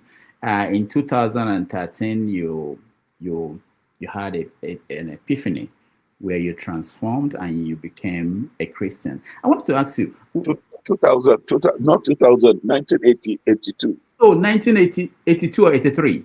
83, sorry. 82. Oh, 82. Okay. I got 83 here. Okay. Yeah, I wanted to say, was it not, I hear that in some parts of the North, if you're a Muslim and you become a Christian, that it's a very big risk that you could be killed. That's what I went through. I know you were excommunicated by your family, your father, but has that changed? That changed. Basically, that changed 7 years ago. Before my father passed on, that changed completely. Oh no, I know about your father, but I mean for other people who might decide to be a Christian, who might be a Muslim but decide to be a little bit of it has changed, not much of it, a little bit of it. But then with some of us on the ground, a lot has happened. Where you oppress, for instance, this death thing, I've gone through it. That's why the one of the last one that I don't use security before. I go my thing and all of that. But then it was Jonathan who had to provide security for me, because I was fired, and that was worse. It was between Maiduguri and Damboa. It was the Islamic jihadist, and they thought they had gotten me and all of that. So God saved me. I've gone through several other ones. 9, I told you, 9 assassinations. And basically, most of it was coming from let me use the word, the Islamic terrorists, the Islamic fanatics, who believe that hadith that speaks about fatwa, that when you convert from Islam, you should be eliminated. Yes, it's still in vogue. As some people are going through it. But God helping us with what we've been able to do and confront by the grace of God. You've seen that even when believers are confronted by government in some parts of the North, I fly in there. I fly in there to stand with the people, because if you want to kill, go ahead, but things must be gotten right. This is our country, and religion is a choice. It's not something that anybody should force anybody. And if you know you're doing what is right, why are you afraid of somebody converting? What for? So, with the message, by God's grace, some of us are putting out and what we're doing, and also the collaboration with some of the Islamic clerics now, there is the understanding that is coming. So there's so much like what used to be before. The moment you just got converted, you'll be gone down. Somehow the converts get to escape. And we have massive number of Northerners today, by the grace of God, that are believers in Christ, and they are living well with their family. Muslims and Christians. But that still law, that thing is still there in the Sharia law. So they still follow it, but it's mild in certain areas. That's all I would say. Mm. All right, all right. Let me bring in our people and get them to be involved in the conversation. We will take a break. If you need a break at any point, I think maybe take 2 questions and take a break, and we'll round up. I know your time. I know you just arrived home, and I understand, but this is very important to so many people, and they want to have an opportunity to talk to you. All right, so let me bring in people. When I bring you in, please just ask your question, not too much talk, so that we can get a lot of people involved in the conversation. All right, I'll start with you, Mr. James. You've been here for a while, listening to our conversation. Go ahead, Mr. James. Yes, thank you very much. You are welcome, our guest. I hope Thank you you, can sir. hear me. Okay, good. I can hear you. Let me start by quoting a Russian writer. I can't pronounce the Russian name, they are complicated. He said that the second half of a man's life is made up of nothing but the habits he acquired during the first half. That's how the Russian put it. You told us here that you are, should I say, a repentant jihadist. You said so. You were a jihadist, you've turned a new leaf, you've changed your religion. We've seen quite a lot in this country, we've heard quite a lot. And to my slight surprise, you spice your conversations with religion. God has no role whatsoever to play in these problems we are grappling with in Nigeria. In Revelation chapter, I think 12, verse 7 or so, 12 verse 7, Apostle John said, war broke out in heaven. Please quote it again, Revelation chapter 12. Revelation chapter 12, verse 7, if I'm correct. It's a bit long, I read the book. Yes, I think I'm correct. Revelation chapter 12, verse 7. War broke out in heaven, and the devil and his angels, something, and they were cast out of heaven. If God is in a position to solve our problem in his domain in heaven, there should be no outbreak of war. It means he has enough problems to contend with instead of poking his nose into our problems here on earth. Now, you see, I'm not too happy with the religious aspect because look at South Africa. For 400 years, they prayed to God to solve the problem of apartheid. God turned a deaf ear to their prayers. In 1912, the ANC was formed. And by I think you are 1994, supposed to ask a question. excuse Are me, you? I'm making a point. Because it seems James, because we don't have a lot of time, and there are many people. Can you ask the question, please, so that I can answer you? Yeah, the issue is that I don't have confidence in what you are saying. Are you truly Okay, repentant? okay, thank you. Are you truly repentant? What is the guarantee I don't argue with anybody. If I am not repentant, my fruits show, Mr. Man. My fruits are there. This is what you're telling us. We are not there to find out the authenticity or not. We cannot. You don't need to. Find out from Nigerians, friend. Are you in Nigeria? Find out from Nigerians. Don't ask me. James, ask Nigerians. James, because we have okay, let me come in here, please. Sir, let me just tell you. I don't care whether you believe there is God or no God. There is God. That's number one. All right? Number two, God is the God that gives us the power of what is called will and the power of choice.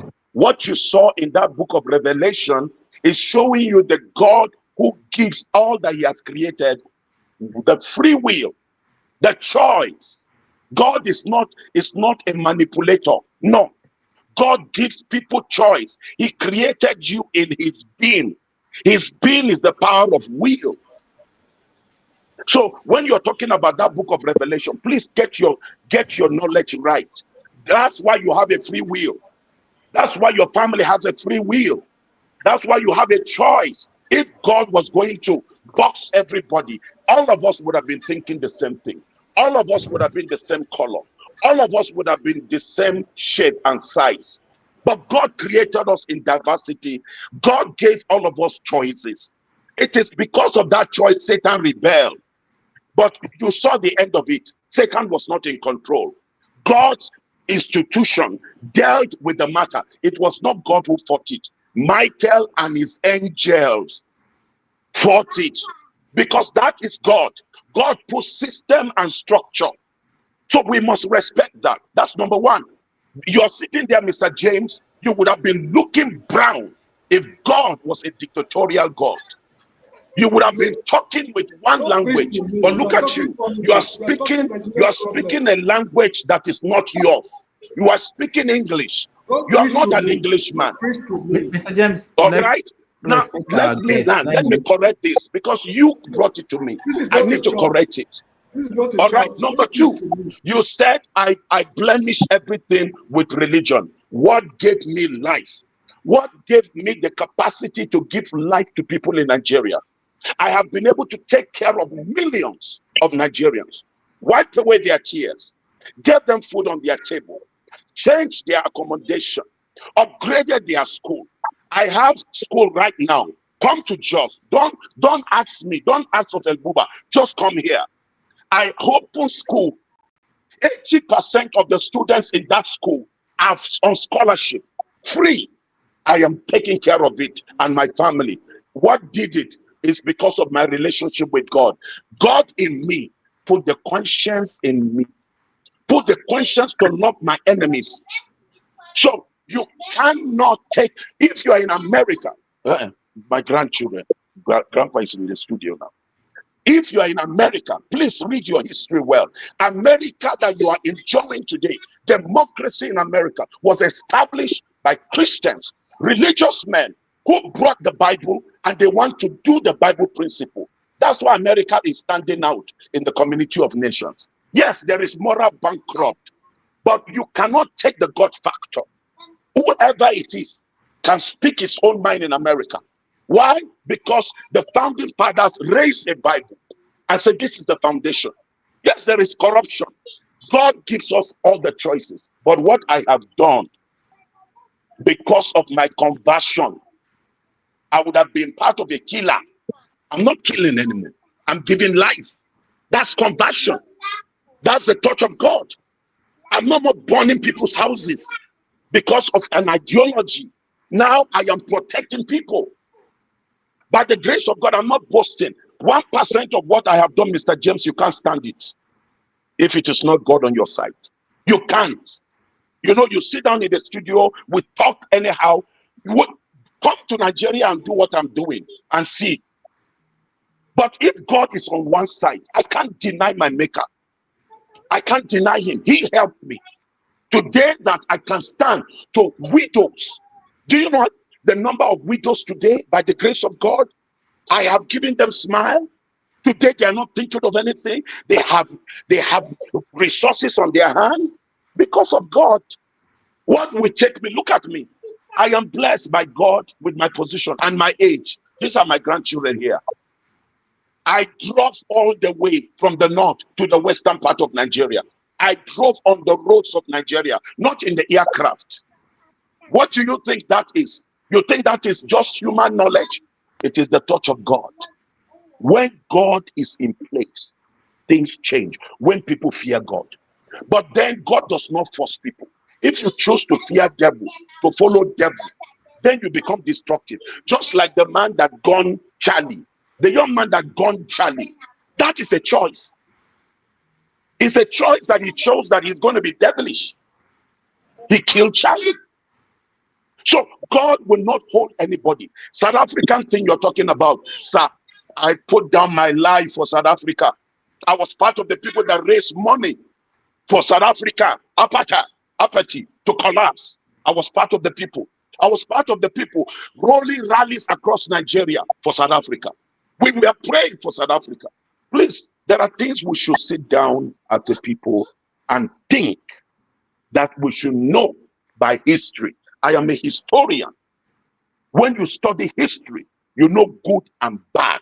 This Bible is a story of two people, good and bad. The ones who fear God and the ones who don't fear God. That is just the summary of the Bible. That's All why right. in Nigeria, you see pastors who are corrupt, pastors who are using preaching to collect money from people. But that does not mean that where there is fake, there is no original. There is original because of the fear of God. So what I'm saying is, don't just come to just throw that. You don't need to hear from me, sir. Come to Nigeria. I'm not distant. Come to Nigeria. Go to the street. Ask of Isa El-Buba. My works are there. All right? The houses I told you I have built, they are there. I didn't get cover from government. The fear of God is the beginning of wisdom. And that is what I have. The fear of God is the death of wisdom. The fear of God. All right. All Thank right, you. I have finished. Thank you very much. Thank you, Mr. James. Let's go to KJ. KJ, you're next. Make it Yes. quick, KJ. So that way. Grandpa is in the studio now. Okay, Prophet, thank you so much. I will not say I don't know of your work. I have followed your work over the years, so I know you very well. I know your ministry. I also I did a story of Dogona Hawa when that massacre took place. So I know most of what you're talking about and how that has been effective. Thank you for all you're doing. Now, my question is, you have enumerated how you were able to put some form of structure that helped, to help the poor, especially the people who are needy in your community and around your community. Is there a way that you can broaden that to the rest of the Nigerian churches so that they can adapt that model to use to also, empower their people? Because the more people that are empowered, the better the body of Christ can, showcase what the faith is all about. Instead of them just buying private jet, because I know Prophet, I know you don't have private jet, not because you couldn't afford it, but you have used the money to help people. So instead of them buying private jet, can they use that money for some form of empowerment of their people, so that I will tell you the truth, sir. I will tell you the truth. You see, I don't miss. I am a person who stands by the path of truth. The Nigerian church, not all, 10% are not. But I will tell you the much Nigerian church is doing.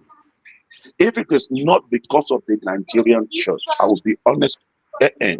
Sorry, just a moment. My grandchildren, they have. Please go on, me, grandma. I will soon be with you, right?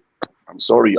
I'm supposed to be with you since I came. I'm sorry. Huh? Grandpa will be with you. Go and be with. When I'm done in the studio, I'll be with you, right? I'm sorry.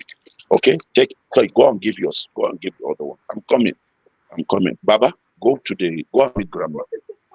Yes, give all of them. Okay, grandpa. Thank you. Give everybody. All right, I'm coming. Okay, just give me the next 20 minutes. I'll be done. All right. All right. Sorry, I'm sorry. Okay. We understand. Most of the people you see here, they have grandchildren too. Oh, praise God! How loving they are. Now, this is the sacrifice these grandchildren are making. They don't enjoy me, their grandfather, because of the people.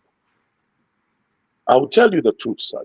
Tears is coming to my eye because sometimes people don't understand. People don't know.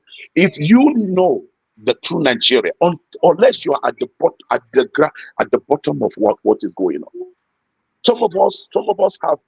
My family have lost in terms of having me at this age, at this stage of my life. 85% of my life is for the people. These children don't enjoy it. Look at it now. I just came back from a journey. My wife hugged me while coming in. I've not sat down with her. I came into the studio to have time with you because I gave my word. But I've denied other people that because I didn't want to talk with anybody. Right? So I will tell you, if it is not because of the Nigerian church, I will be honest. What would have happened in Nigeria would have been terrible. If I begin to count the churches that are doing a lot in northern Nigeria, some of the people you call having private jet, do you know they're flying with their private jet, coming with the food stuff, and then scholarship, children in scholarship? If you see the amount of money going out to help the people, there are farms established by churches that right now people are farming. There are industries that I know right now people are working. If not for the Nigeria, let me tell you, even the crisis in northern Nigeria in the IDPs, if not the Christian, the Nigerian church, I don't know. Nigeria would have not been where it is together. What is holding this country? I'll be honest with you. What is holding this country is the Nigerian church. There is the 10% very corrupt pastors, terrible. And I'm fighting them. I don't spare them. I'm fighting them hard. Because whatever God has done to us, it should be for the benefit of blessing. Our role is in transforming the society. So what I'm saying is, they are asking me, Prophet El-Buba, how did you do this? How did you do this? And do you know that they come, we sit down, we look at it. I said, this is how I did it. This is how I did it. This is what we need to do. And so they are now taking up what I have done. The agri thing that I've started now, many of them are beginning to do it. Right now, there is Gary, there's a park here. If there's a park here, I would have shown you Gary that is being packaged by a church group that have started their own.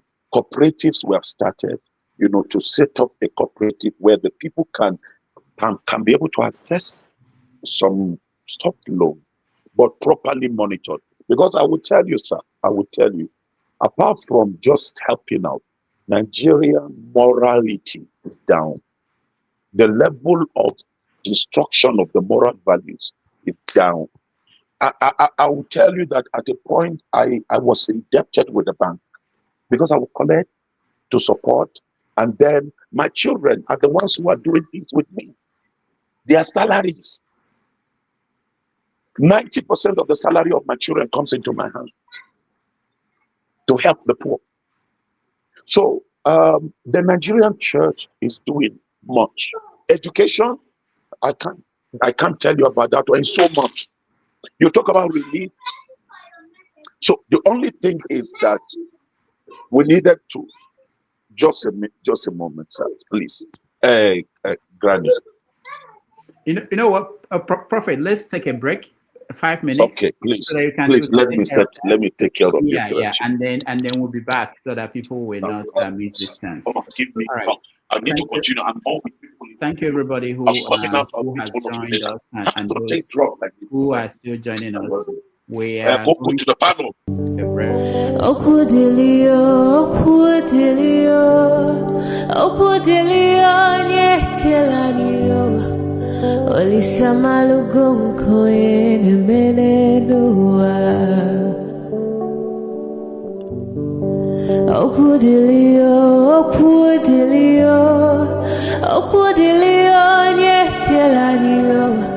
Chukuna malugo yo biadiocha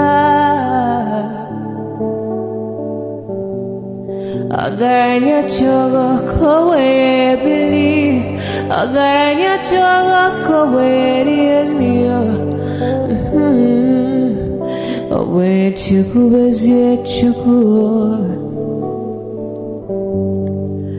Nuche chukwa busigi fegemeo Nuche chukwa busia ifegemeo Nifo solo ne asi alibazie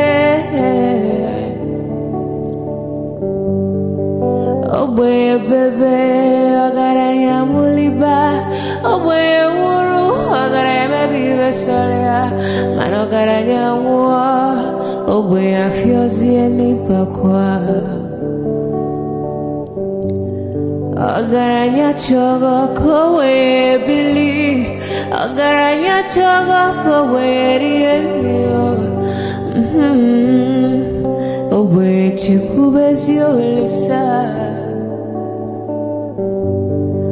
Kodili ma kodili bemo Kodili wakema kodili wanima Naino kwane we peluge peluo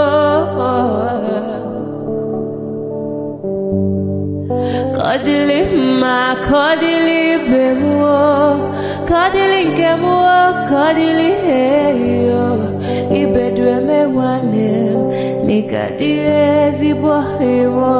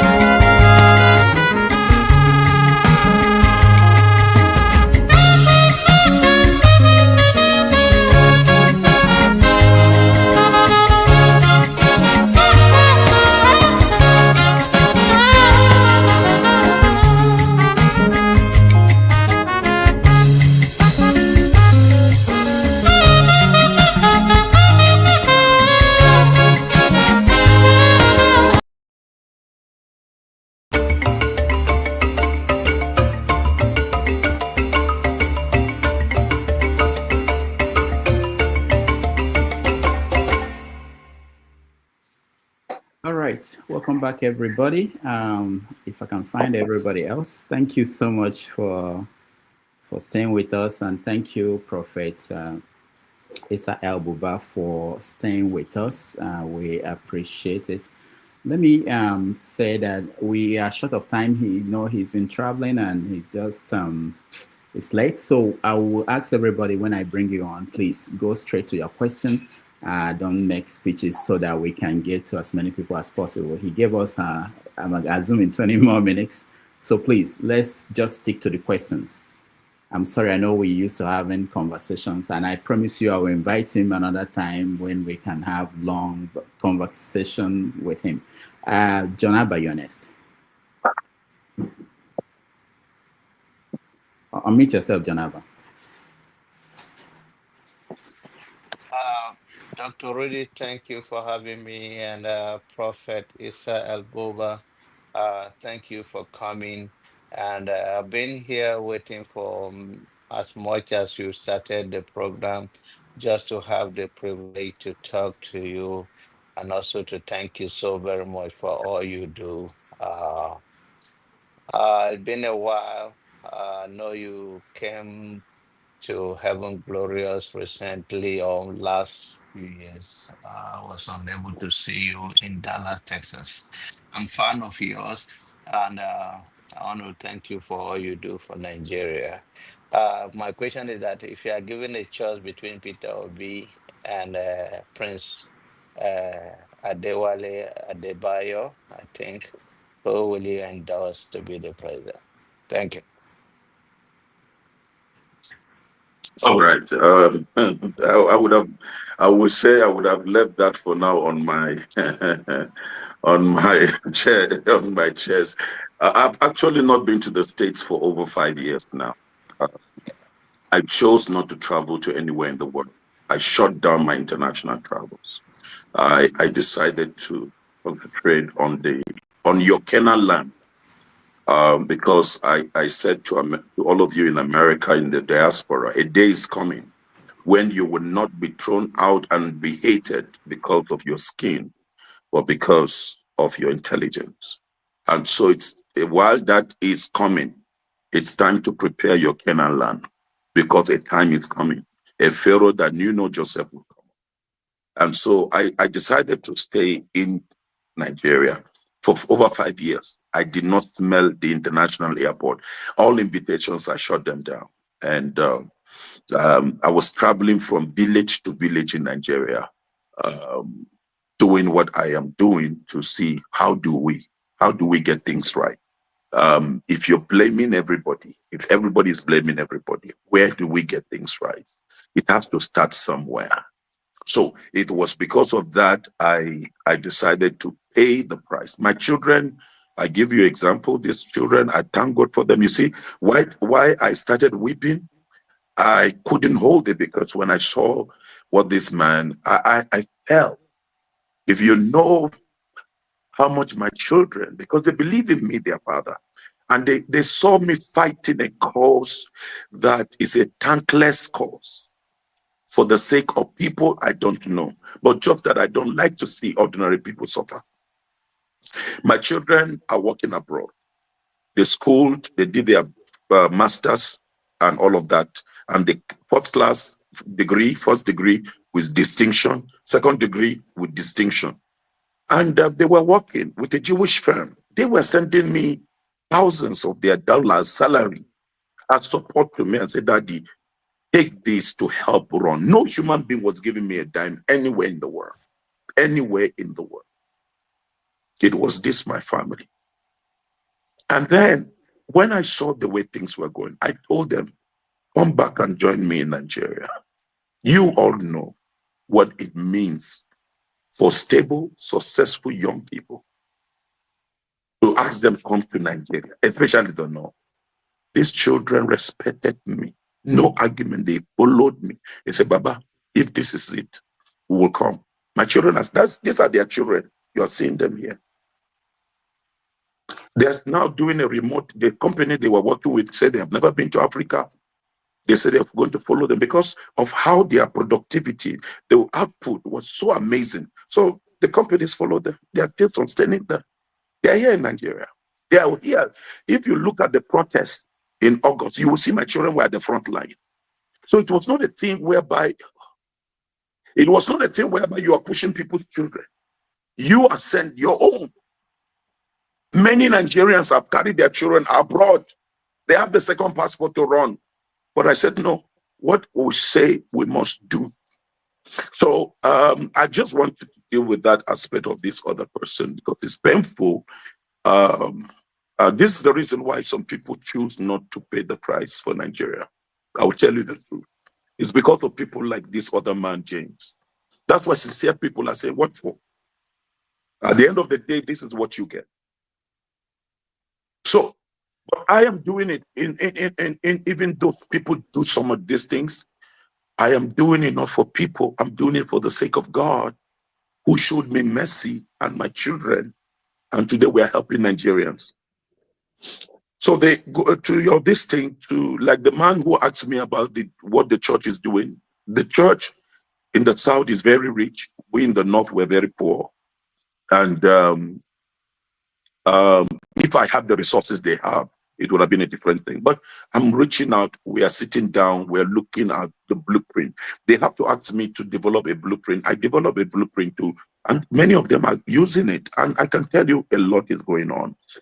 He told me he was in Dogonahawa. Asked him, there is a name of that place called Dogonahawa. I changed it to the original name called Giambru. I'm the one who put the first signpost when the over 500 people were massacred.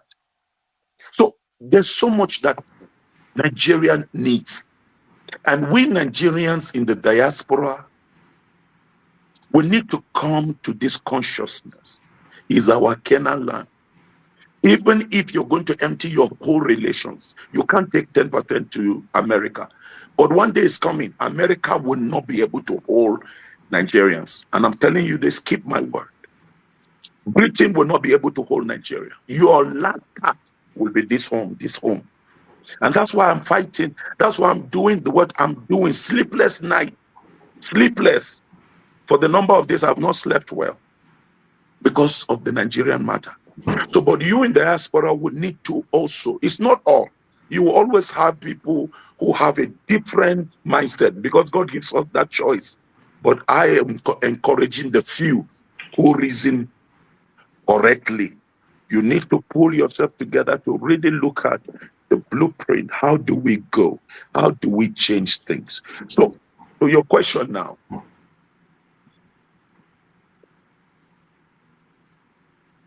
if you talk about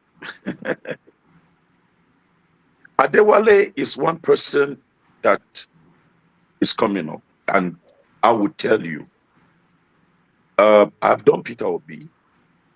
Peter Obi, I still stand with Peter Obi. I love him.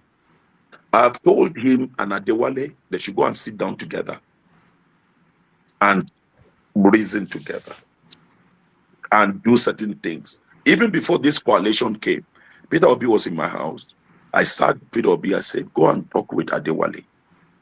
Adewale is a very brilliant, sharp guy from the southwest. And so even if the things is going to look at the issue of the one term remaining for Tinubu, and will now say, okay, let's concentrate on the southwest.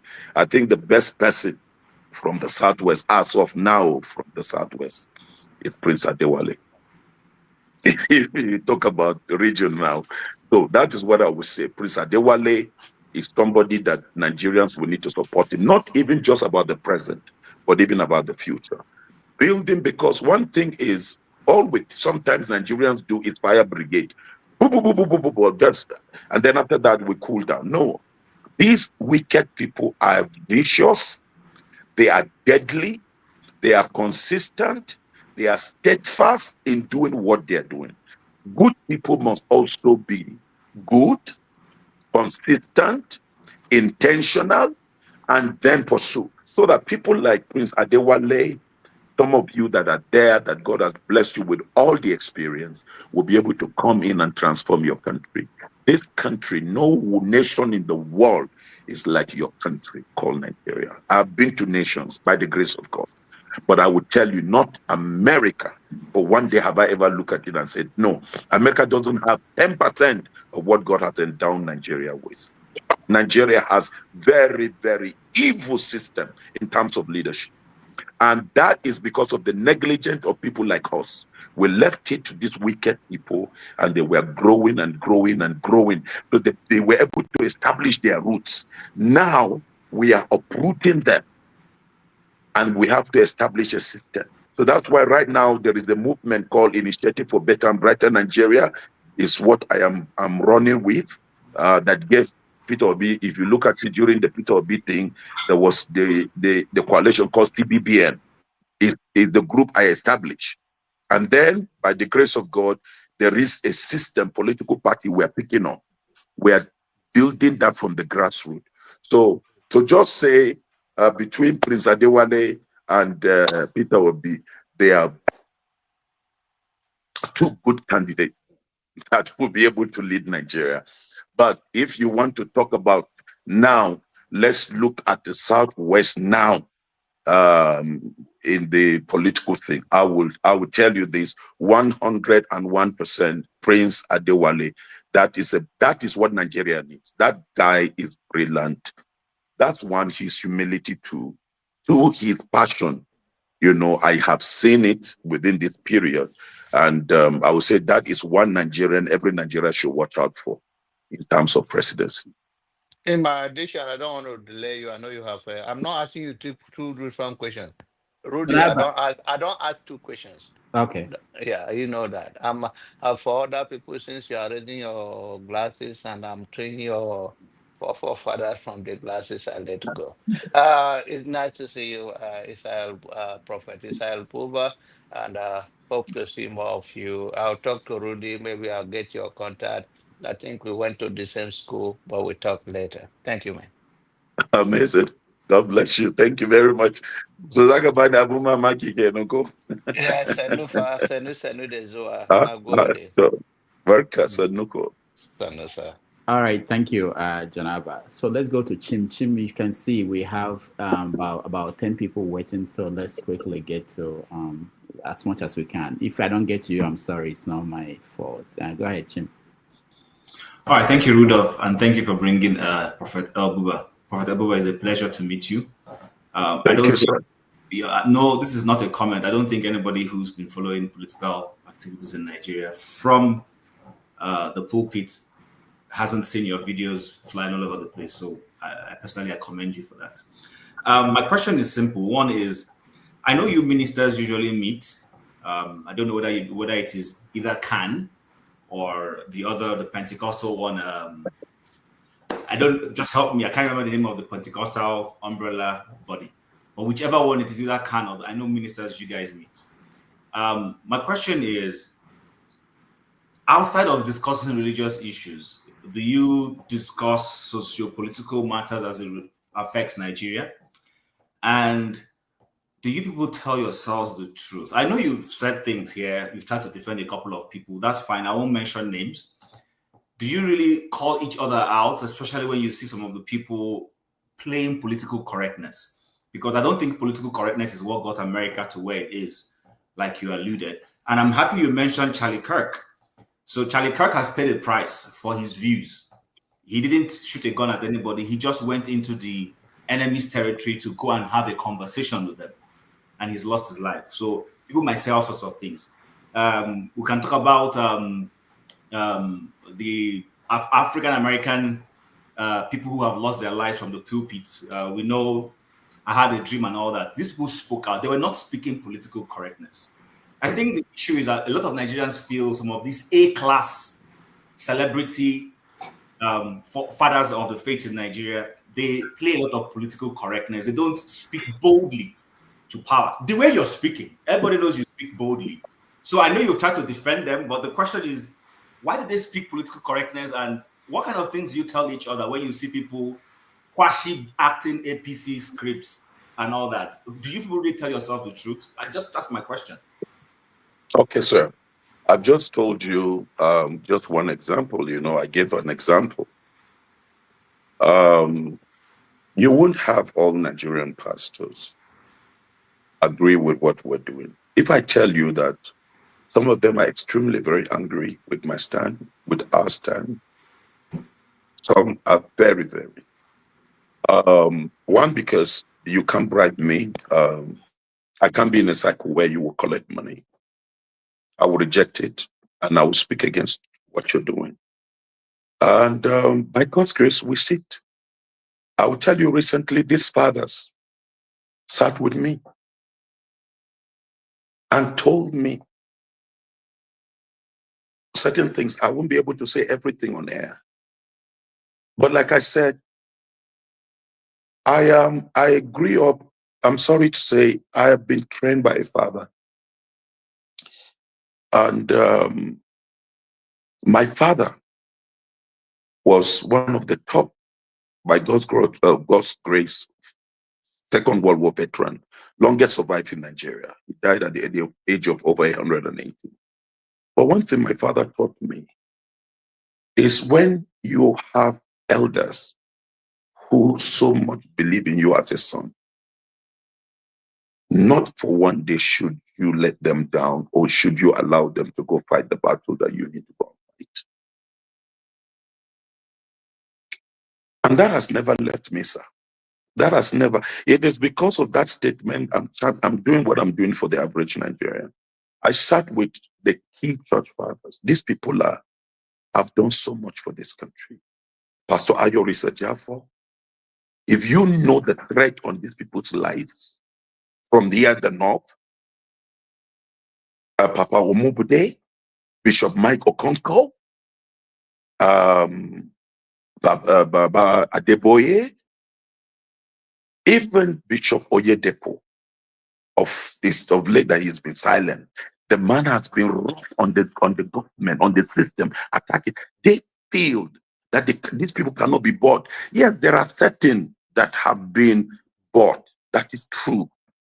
And we have, if like in the last meeting we had somewhere, those people were mentioned and we dealt with it. Okay, so what I'm trying to say is that we don't spare.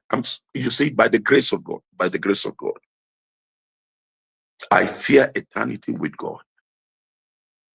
And whatever I do or we do it for the sake of the future and God.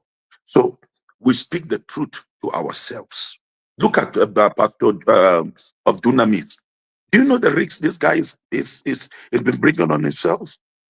Some of us that you see, it's not just risking ourselves, but even our children are not safe in any way. So these pastors are really, really doing their lot. Here in the north, I can tell you many of the pastors that have lost their lives because of this thing. So it's true that you have, let me use the word, I won't be able to say that 100%. No, at least 70%, I can tell you that 70% are on the side of seeing the new Nigeria. That is the reason why you're hearing the false allegation from some of these Islamic clerics with people like El-Rufai before, that it was a church project, it was a church thing that gave Peter Obi. To be honest, it wasn't just a church thing. We took this matter to the church leaders. Look, fairness. A northerner cannot rule for 8 years. Then another northerner, another Muslim will come and take over. We sat down, analyzed Peter Obi. Before I came out and I spoke for a southern candidate, and these fathers all followed, all agreed that truly Peter Obi had the gene, he has the all it takes to be able to work things out. That's why I asked the question, when did you see the First Lady? She is a pastor in the Redeem. When did you see her in Redeem meeting? When did you see her in the Holy Ghost service? Since she got into that office. Not one day. Not one day. So there are people paying the price, and it's not everything you have to say in the public, on the newspaper and all of that. But we are working together with some key leaders. They are seeing, like for instance, next week, I'm going to be having a meeting here with some leaders. Upper week, I'm going to be having with another group of leaders. We're sitting down, reasoning together, and then coming to an understanding that this project must be fought and won. So understanding is coming. Some feel, no, they don't need to be political. But the reality is that whether you are political or not, it's not about being a politician. It's about standing for the path of truth to redeem a country that God has blessed. So by God's grace, I will tell you that 70% of church leaders are on the side of redeeming Nigeria. All right. Thank you, Chim. Prophet, you tell me when you think you can. We have a lot of people waiting behind the scenes. Yeah, I think I have 15 minutes for you, sir. 15 minutes. All right. 15 minutes. So I add more 15 minutes, sir. Okay. All right. Thank you. All right. Ovie, go ahead. 15 minutes more. Please go straight to the question if you care about your friends who are waiting. Pastor, in that water. Cleo Slay Barkade. Blabio Karim. Cleo. Hey, you nani? Ni dandumbuani. Nagani hagan Kama namberebe. Anyway, let me stay on God's time. Okay, go straight because of the time. Stay on God's time. Yes, you criticize the National Assembly with a religious word, corruption, that they are corrupt. You spoke of governors, and you also prescribe policies for the president. So my question is that what is on your bingo card in the future? Which of these are you contesting? Would you see you contest for? Governor, House of Reps, Senate, or the presidency? No, sir. I was asked this same question when I had the privilege of addressing some congressmen when I came to the States some years ago. They actually asked me to run for the presidency of Nigeria. Congress is to Rice, they want African affairs. And I told them, I said, no, I am called to midwife. And my desire is not for any political position. If it was, a lot of people have been asking me to come out, and Nigerians and the diaspora and here. But I'm not interested. Basically, what I am interested in, I've been able to bring in governors. I gave you an example with the governor of Plateau State, Jonah Jang. By God's grace, I was the one who mentored him. I was the one who discipled him and gave him the blueprint. He took a state that was bankrupt, totally bankrupt, and was able to raise it. Plateau became the envy of every other state.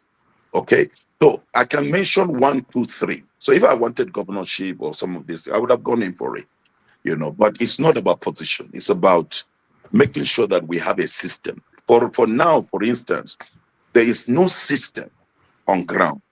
There is no system on ground that will help to rescue and put things right. Until about 9 years ago, I started the movement, the Initiative for Better and Brighter Nigeria, and the offshoot of it is what you saw, by God's grace, that helped Peter Obi and other people, you know. So for now, my eyes are not on president or no president. The key thing is, let's get people that will be able to play the card properly and be able to follow the law, be able to give Nigeria a future. That's all I'm looking for. The ordinary people, I feel for the ordinary people. They shouldn't be suffering. They shouldn't be going through what they are going through. That's all I'm looking for. All right. Thank you, Ovie. Let's go to Ernest. Ernest.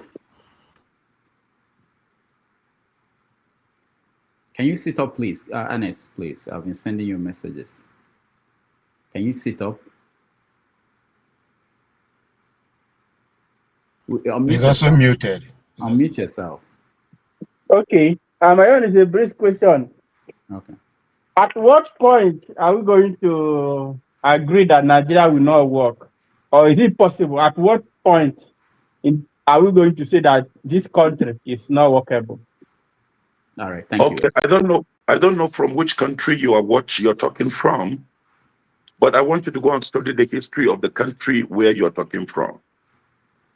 They went through what we are going through. Nigeria was not like this, if you don't know. I saw Nigeria yesterday, and I'm seeing Nigeria today. And so there is a glorious future for Nigeria tomorrow. That's number one. Whether you talk about America or you talk about Britain, I love talking about the history of Britain mostly. You go study it. They were in worse condition than what we are going through, but transformation came. The Bible says, can a nation be born in one day? Surely when Zion travailed, a time is coming. And now, with what we're doing little by little, by God's grace, we're getting there. Nigeria is going to work.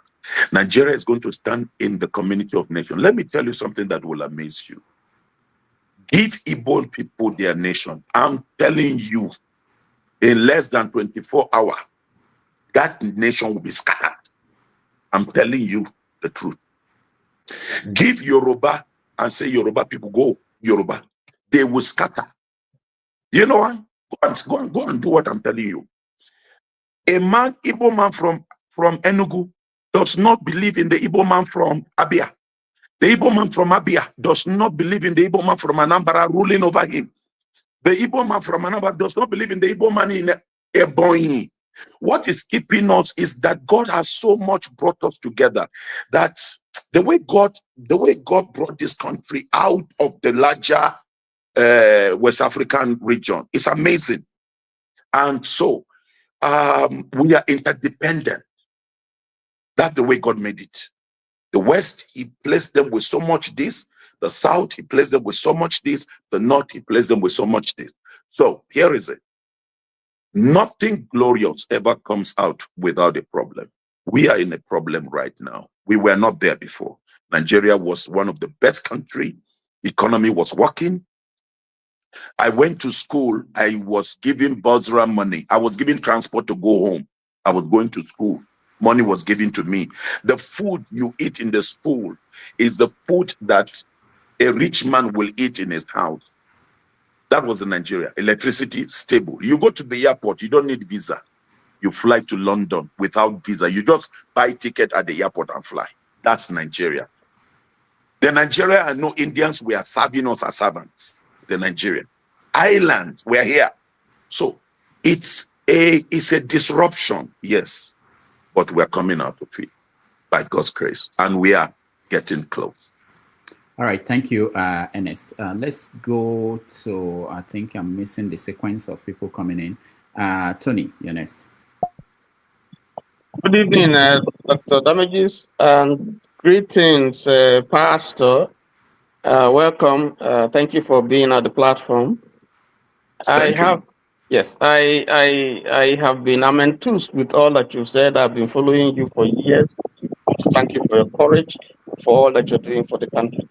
Now, straight to my question. I have, every time I remember the issue with an aircraft that was said to be owned by a minister during the Jonathan era, where there was some issues with that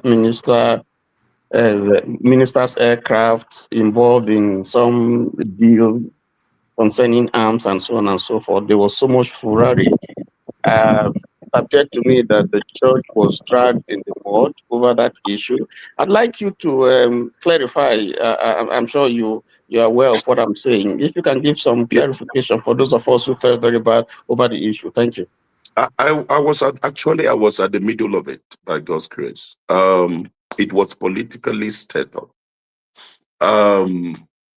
That aircraft, few people who own private jets, they usually give it to people to run it so that the aircraft can sustain itself, because there's no way tithes and offering of church this thing can sustain. No, it's not possible. For instance, my fellowship here in Jos, our service with the hundreds of men and women, at the end of the day, on the service, offering and tithe is not more than 50,000 naira. It can't even provide transport for the people that we bring to service, So I was at the middle of it. It was political. Later on, you saw that there was a confession. There was the young guy that was used from my state, a Kanuri boy, that was used to amplify that. It was all geared towards attacking Jonathan and making sure that Jonathan didn't get that seat. So it was a northern thing, sponsored. That's why you see them confessing. If you look at it the past few weeks, they were saying they brought about the insecurity, the machineries that were brought in with Buhari and others. You saw them confessing. They set up also blackmail on sexual scandal on one of the ministers. It was El-Rufai who did that, got the lady, paid her. This one too in Kaduna, the guy who sponsored that news, was Kaduna, he was paid. So now you see them coming out to say what they did to Jonathan. And the painful part of it was that the people that were very close to Jonathan were conniving to betray Jonathan. I know that if Jonathan was the one that was in power, Nigeria wouldn't have gotten to where we are, to be honest, to be realistic. So they badly wanted power. Buhari badly wanted power. And some of these northern guys. So that's why they did what they did. And then with some of the people that Jonathan was open to, for instance, his debt vice and others were people that Jonathan was open to. And so they were the ones that were using some of these things to connive with some people in the north. And that was how they escalated the thing. They discovered money for arms, that money was going to buy arms to fight Muslims and all of that. And that wasn't true. It's just like the trip Jonathan made with some church leaders to Israel. They said that Jonathan went to connive with the Israeli government to really fight, and they are the ones sponsoring the Boko Haram and what have you. But in the true sense of it, Jonathan went there to pray, but at the same time, they went to sit down with the pastors. They told Jonathan his weaknesses, his errors, what he needs to do to change. And then that was how we got to know who were the sponsors. That's why you had Jonathan said, among his soldiers, among the military, and among his government, they were the Boko Harams. It was that meeting. that Jonathan solved everything. So it was politically sponsored. That's why, to the glory of God, I've said this again, they are all, look at them, nobody has forced them. They are all confessing what they did, and they are apologizing for their actions. Thank you, That's why Pastor. they're Thank going. you so much. That's why they're going to be asking Jonathan now, come back, come back. We are sorry. That's why they're begging him. They're doing everything. Okay. All right, thank you. We have about 4 minutes left, so there's no way I can get to everybody. But before I go to Jagun, I just want a question. I got a lot of questions from people when I posted that you were coming. I have to give at least one person a chance. This one says, what will it take to raise 2, 3, 4 or more of you? It's you. I'm not the one asking the question. He wants to know what it would take. Why I say it's you, basically it's you. We all, as Nigerians, must come to the point where we look at Nigeria not as a nation with population of 200 million, but as one person. If one person does the one person and the one person does the one person, we'll be able to get the Nigerians that will do the job. And this is what I'm doing. I'm not looking at the larger mass. I'm looking at catch one, we catch one, we catch one. That's why you see me drawing meetings, doing whatever. It's not easy to erase this greed in Nigerians, this self-centeredness in Nigerians. You know, it's not easy, but God is helping us, you know, because they have faith in one. They believe, they sit down, we talk about it, we deal with it, you know, that the best way you live in life is not about you, it's about what you live when you're normal. And so you now, Dr. Damage, you are part of it. If you can join, then the other person will be part of it. I think we'll be able to have the 4. Thank you so much. I'm happy that you mentioned that Dewala has been here several times. He's one of our usual guests. So we are doing our parts by highlighting people like you who are doing great work that people are recognizing. So that's our role. Thank you so much. Let me get to Jagun quickly so that we can get maybe one more person before we run out of time. So let me give you, I know that my prayer time, it's let me give you 5 minutes more. Okay, so what we're going to do, those people who are inside the studio already, you'll get your chance. But maybe, Prophet, maybe easier if they get 2 questions to you and then you answer better. 2 at the same time. Okay, Jagun. Yes, sir. Okay, Jagun, go ahead. After you, I'll pick somebody else. You're muted, Jagun. Thank you very much for your time this evening. Thank you, sir. Baba Isa, El-Buba Isa. Very good to see you. I was very happy that you mentioned Palestine. I won't talk about that, but I'm just saying I'm happy that you mentioned it. I would like, obviously, for you to expand on your views on Palestine from your spiritual point of view. However, my actual question is, as we have had a Muslim ticket, as we have it now, which I believe it's the first time that's happened. I believe that the problem of Nigeria is everywhere, but it's particularly in leadership. And it's particularly the leadership that comes from the South, in my view. And I would like to see a Yoruba Igbo ticket, because I believe that these 2 groups are very important to establishing Nigeria anew. I believe that it's not something that they would possibly do. I believe that there will be a lot of interruptions there. But I believe that this is the best way to pull the country together. And I'm not talking from a strictly tribalist viewpoint. I'm talking from a historical viewpoint where mistakes have been made in the communication, especially in the South. What is your view on that, given the fact that you spoke about Prince?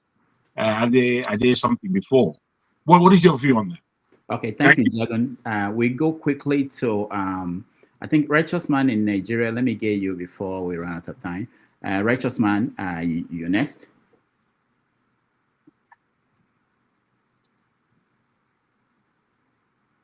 We can't hear you, Righteous Man. Okay. Okay, Dr. Damages, good evening. Prophet Good evening. I'm one of your fans, one of your followers. I so much love your teachings. And I was very happy when I heard that you are coming to our platform today. I appreciate Thank you. you, sir. You are doing what Archbishop Benson Dahusa was doing when he was alive. Unfortunately, since he left, nobody have been able to occupy that position, but God have raised you. But sir, Thank you, sir. respectfully, there are some statements you made that I disagree with you. You know, before the amalgamation of Nigeria, all these tribes you mentioned have existed without killing themselves. You know, the Yorubas have existed and they have developed. The Igbos have existed and they have developed according to the time they were in. Saying that if you allow them to go, they will kill themselves. No one will agree to rule over. No, we have Ohanes Ndigbo, which is the position of that presidency is not occupied by one state. They rotate it, and there have never been crisis because the person who is the president is from Ebonyi, and the Nimo man said no, it cannot happen. So I disagree with you, sir, respectfully on that. Then the question I want to ask you, do you believe in restructuring of Nigeria? Thank you. All right, thank you, righteous man. So he will take the two questions and we'll see if we can catch forefathers and Mazi Obara. Okay, thank you, sirs. Number one, quickly, the Palestine view. I will tell you, coming from the background as a former Islamic jihadist, Palestine was let me use the word, Palestine was formed. Let me use just so the word was formed to be able to drive at a goal. And so, in the true sense of it, there was no Palestine.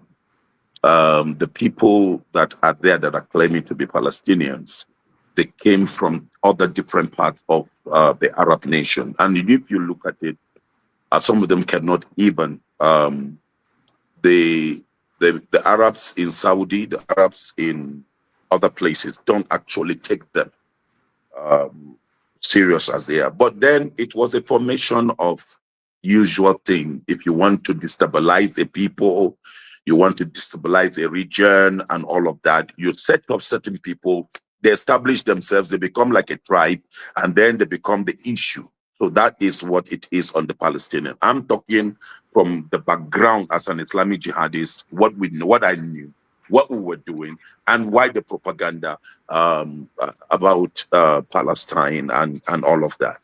The other second question is leadership from the South. Basically, you look at it as a problem from the South, majorly Nigerian issue. I would say that the Nigerian issue is a national issue. The North, I would say this, that we are to be blamed for most of the things when it comes to leadership. And I would say this, when we lost certain of the northern leaders, some of the people that came up became self-centered and all of that. So that's why even their leadership has not helped the North. The North is much more backward than what it was before. And so the Southerners, I would see themselves as betrayers. They betray themselves. The solving the equation. I've been working among the Igbos. That's why the last person who asked me, who said he disagreed with me, I can take it that you disagree with me, but I've worked among your people for the Igbos for over 30 years. You can go and find out from them, Bishop Chukuma Baba Ezefe, who is of blessed memory, and others. I have walked among the Igbos. I have told the Igbos, if Nigeria is going to fix her economy, Nigeria needs the Igbo man. God gifted that region with that capacity.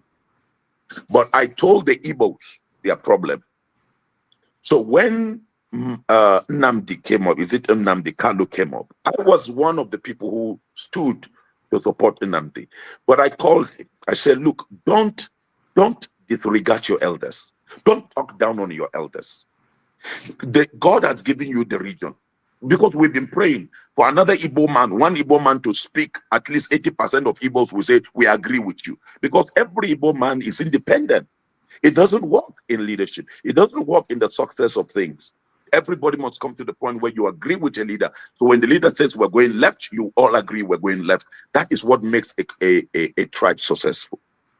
And then the next thing is started abusing everybody, and you know all that happened. And the next thing was what happened in the Southeast. I went to the Southeast. I was talking to each leader, and I told them, Southeast, you are the problem of yourself. You betray yourselves.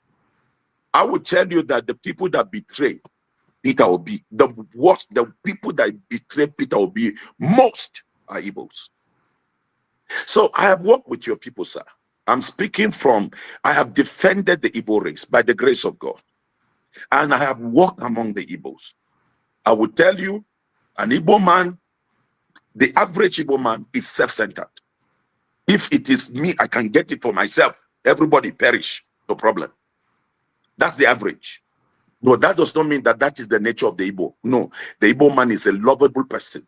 That's why even in missions in the north, the people that support converted Christians, the work of God, is Igbos. Igbos are wonderful people. But the only thing is that the Igbo man they need to deal with is that they don't love themselves.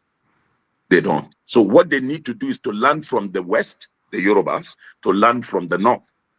And when that is done, then I can tell you that the Igbo person will lead this country.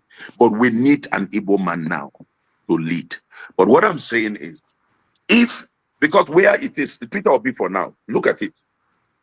Look at where Peter Obi has been pushed to right now in the calculation of things. So if Peter Obi does not work, Peter Obi is not the Messiah. Peter Obi is only an instrument. I still believe him. That's why I told you that I've said he should join hands together with Mr.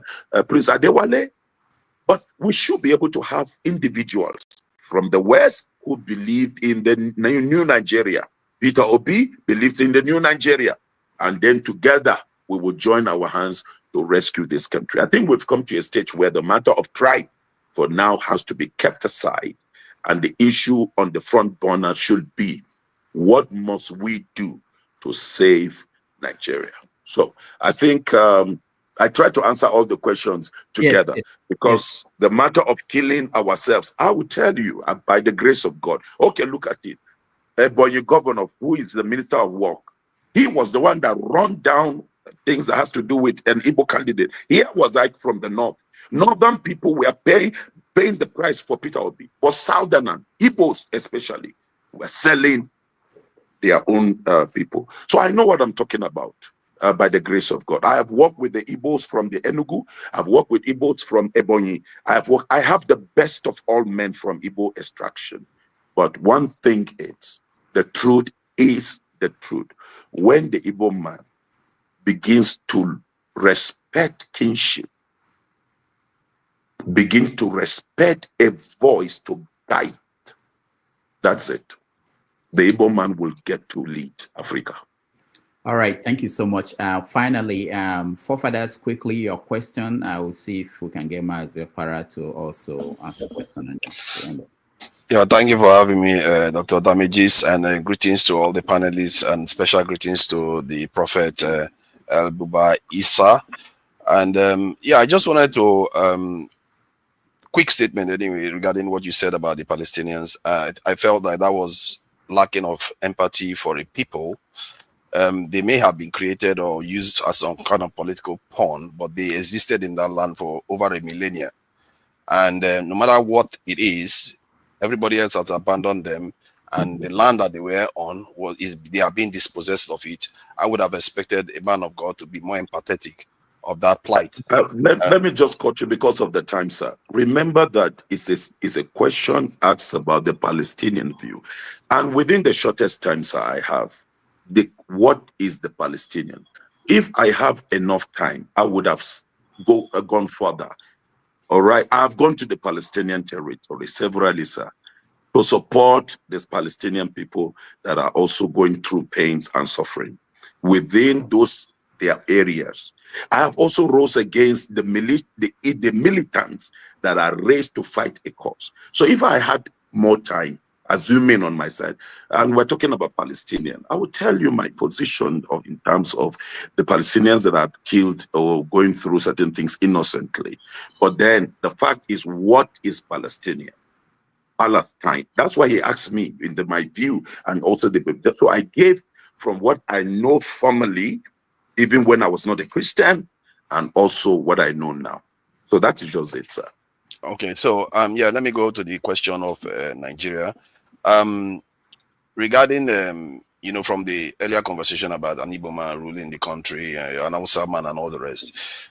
Because of this problem, I feel like Nigeria may benefit from a presidential council system where all the 6 regions are represented on the presidential council, like the Swiss do. And whether it's something that, if it is possible to establish in Nigeria, you would support. And also, no, that's it. No, also. I thought I'm sorry. Mazabara, you're honest. We have to be nice to the prophet. Go ahead. Find your best person. Yeah. Go ahead. Yeah. Good evening, Dr. Rudolph and Evangelist Buba. Barakada Aiki, Alabaka Alaheri, Alabaka Zamani. Amina. Alabaka Alaheri, Alabaka Alaheri, Alabaka Sa'a. I lived in Jos, and I've met you, but then we were very young. You were a disciple of Paul Jingri, you know. Let Paul Jingri. I was a member of Good News Church in Bukuru, Jos. We have met, but a long time ago. Please keep on doing your good work. God is on your side, and God will bless you. Forget about what people are saying about your mission. You are doing a very great job. My question is, there is a young Fulani man. I think he's called. He's preach the gospel. How are you helping that guy spreading the word of God in Nigeria? Thank you. God bless you. All right, thank you, Prophet. Before you answer, one last one. There's one last one here, Ike. That's it. Ike, you go next. They will kill me if you leave, and they didn't get a chance since they are in the studio. Yeah, ahead, I think I know. Ike, go ahead quickly, please.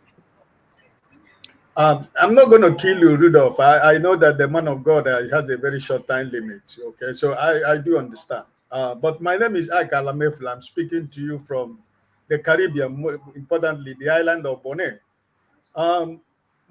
Just a comment I want to make. Thank you for coming to the platform. It's a place we meet Nigerians and different people from all over the world to talk about the way forward for our country. But I just want to thank you for your sacrifices you make for humanity, and more especially what you did in 2023 for Mr. Peter Obi and the Obedient Movement. And I tell you that we hold you in a very high esteem. And I want to tell you that mistakes were made.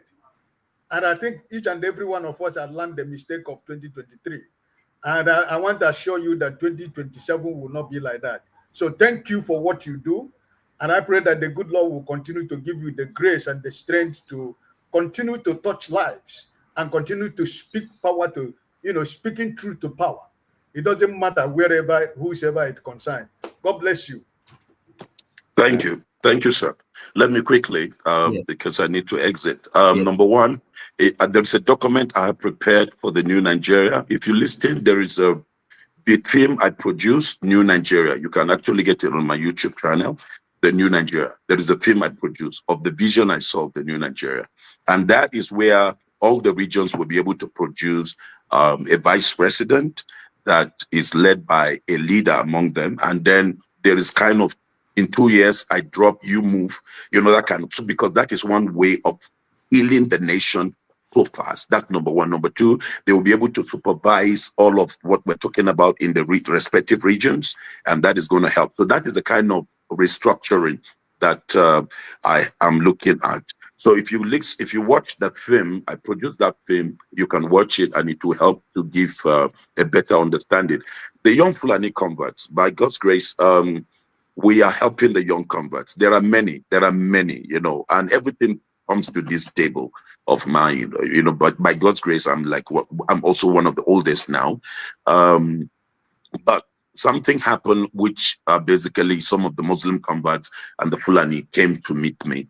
It was because of the wrong relationship he had with the lady, and that was bringing it destroyed the image of the convert, and especially with the Muslims. Muslims are very good in propaganda, very, very good in propaganda, and so we had to arrest the matter, and then the issue of probably drinking or something. So we had to deal with that matter, but it's been taken care of by God's grace. The converts, we are working. We have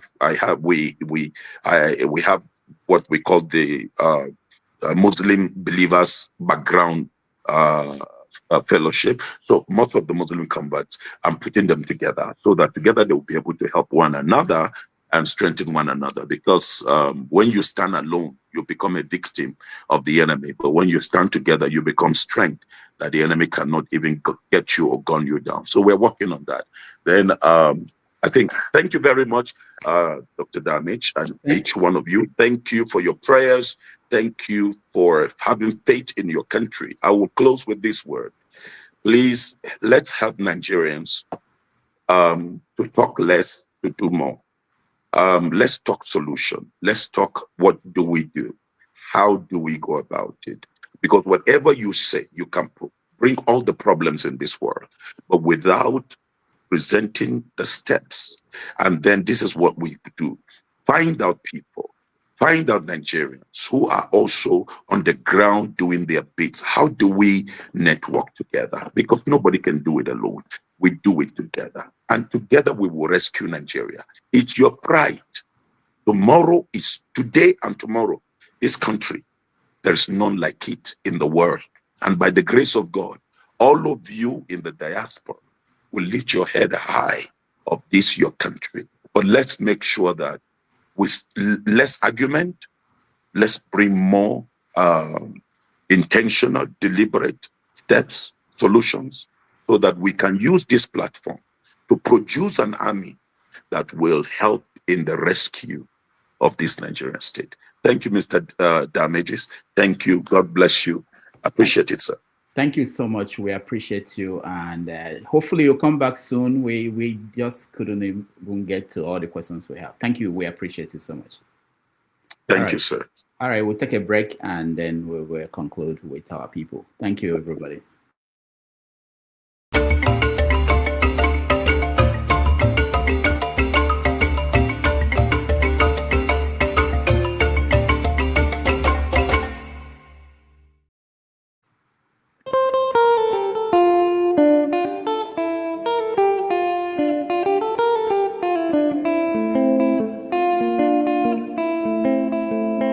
Eddie Kwanzaa, bio bio. Eddie Kwanzaa, bio bio.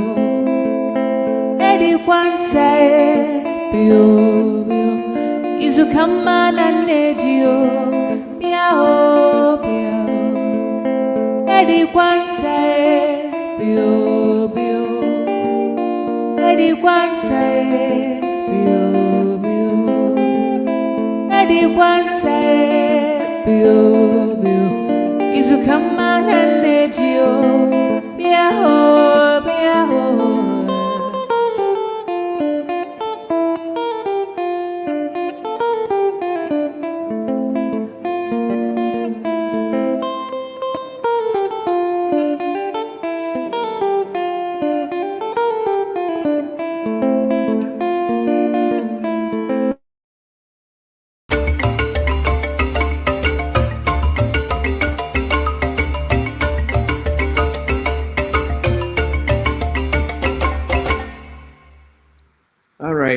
Welcome back, everybody. Thank you so much for hanging in here, hanging out with us, and I appreciate all of you as always. And we will soon hand it over to KJ, who is going to host the after show. But I know that the way this happened, I needed to have a chance to say, talk to you guys. I know a lot of people may not be satisfied with the rush, but It's the way it is. We what we do here on regular TV, 3 hours is more than the time they give to at least maybe 6 shows, you know.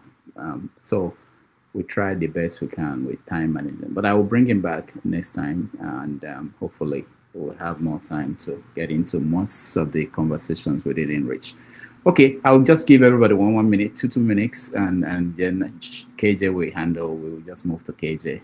KJ, do you want to stay here or go to the stream? I think you go to the stream, the one set up for the after show. Go ahead. Yes, I want. In fact, I when I end it, so I know exactly. I'm ending now. Just to take, if there's any question from anybody, I just take it, and then. But I will actually join. I want to join. I want to hear what everybody's saying. Okay. Maybe this is an opportunity for me to mention that next week we have. I'm getting close to bringing somebody from the government side to be on the show. But next week on 90 Minutes Africa. Oh, okay. Don't mind the dates. We shifted this to from this week. We are going to have Dr. Salako. He's an energy consultant. He actually believes that there are things that can be done now as we have this president, instead of wasting another 2 years hoping for somebody else and everything that he could do. So if you read his essays, I will share that with some people who are in my broadcast network on WhatsApp. Some essays he wrote recently. He will come here and he will talk in I think what I consider a sympathetic part in terms of what the government should do, practical things at this point to change the situation of Nigerians. So he will join us next Sunday on 90 Minutes Africa. All right, quickly before KJ starts his stream, KJ, I will share the link. Any comment, any question? Mr. James, actually, I wanted to hear from you quickly. Yes, you see, I took the stand, I maintain the stand I took earlier on for a particular reason. This is a man who admitted being a repentant terrorist. We know the problems the repentant terrorists are causing in the military. When they repent, they cooperate into the military, and soldiers have died and gone. Nothing is being done. Now here is a man in the midst of men of God. He's a repentant terrorist. If you are repentant, go to the police. Tell them, I killed XYZ. I bought this house. I did this and that to the military. I want forgiveness. Then they follow the legal process and they'll be forgiven. That he has not done. Crime has no expiry date. This man has got questions to answer. You get the point I'm making? That is why I took the stand I took earlier on. But he seemed to he knew where I was going. That's why he interrupted me. Okay. And he called himself a man of God. I was quoting Revelation chapter, what's it called? Revelation chapter 12, verse 7. He thought that I was fabricating it. He asked me to repeat it. I repeated it, then he checked it online. It means that even as a man of God who has been preaching for since God knows when, he has not been able to commute the Bible to memory. This is a book I read during my primary and early high school days. I still remember these things clearly. This is what you earn your living from, and you cannot even commute these things to memory. You get the point I'm making? So how sincere are these repentant terrorists? Now, when there's any major war in most parts of the world, I have noticed that the foreign intelligence network, I wouldn't like to mention any country, they have reverend fathers, Jehovah's Witnesses, Pentecostal men in their midst as soldiers. They send them out as spies to preach religion to people in the midst of war, gathering information.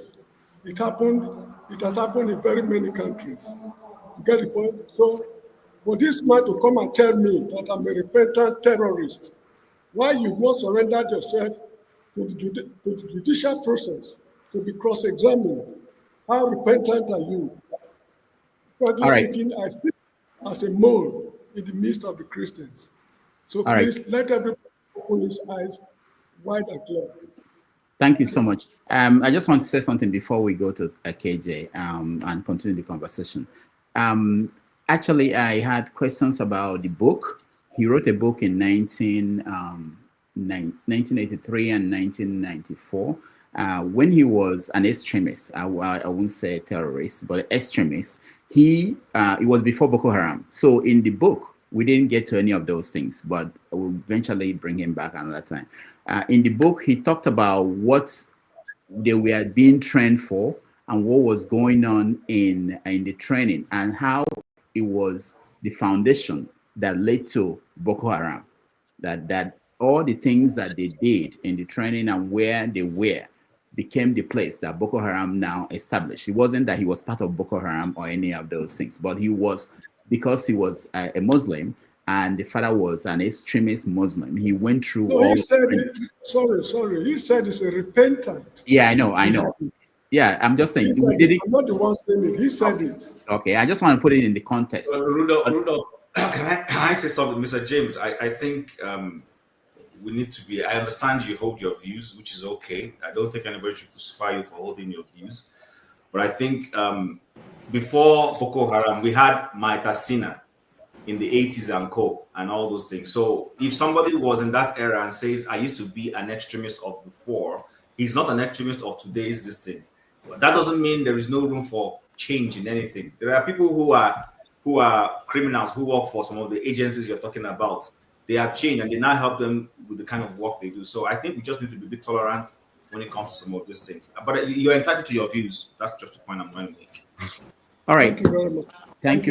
Thank you, everybody. I will listen in and then I'll try to come in if there is anything I can explain to people. But I thank everybody who supported us today.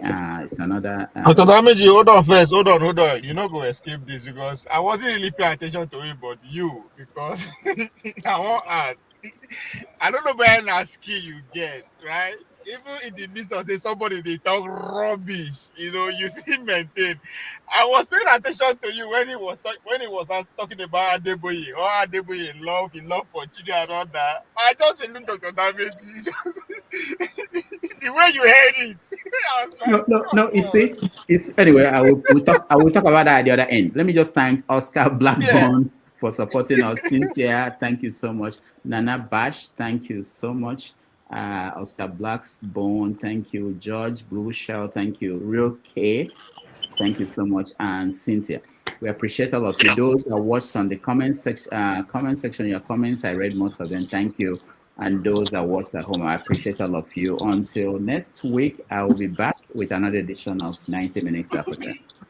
Thank you, forefathers. Thank you, Ike. Thank you, Ovie. Thank you, Mr. James. Thank you, Jagon. Thank you, Revolution. You did well today, Dr. Rudolph.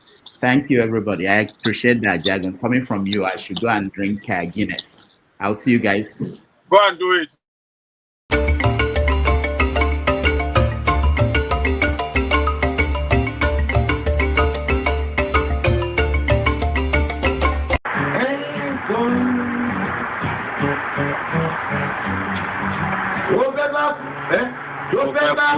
Tó fẹ́ kú torí ẹ̀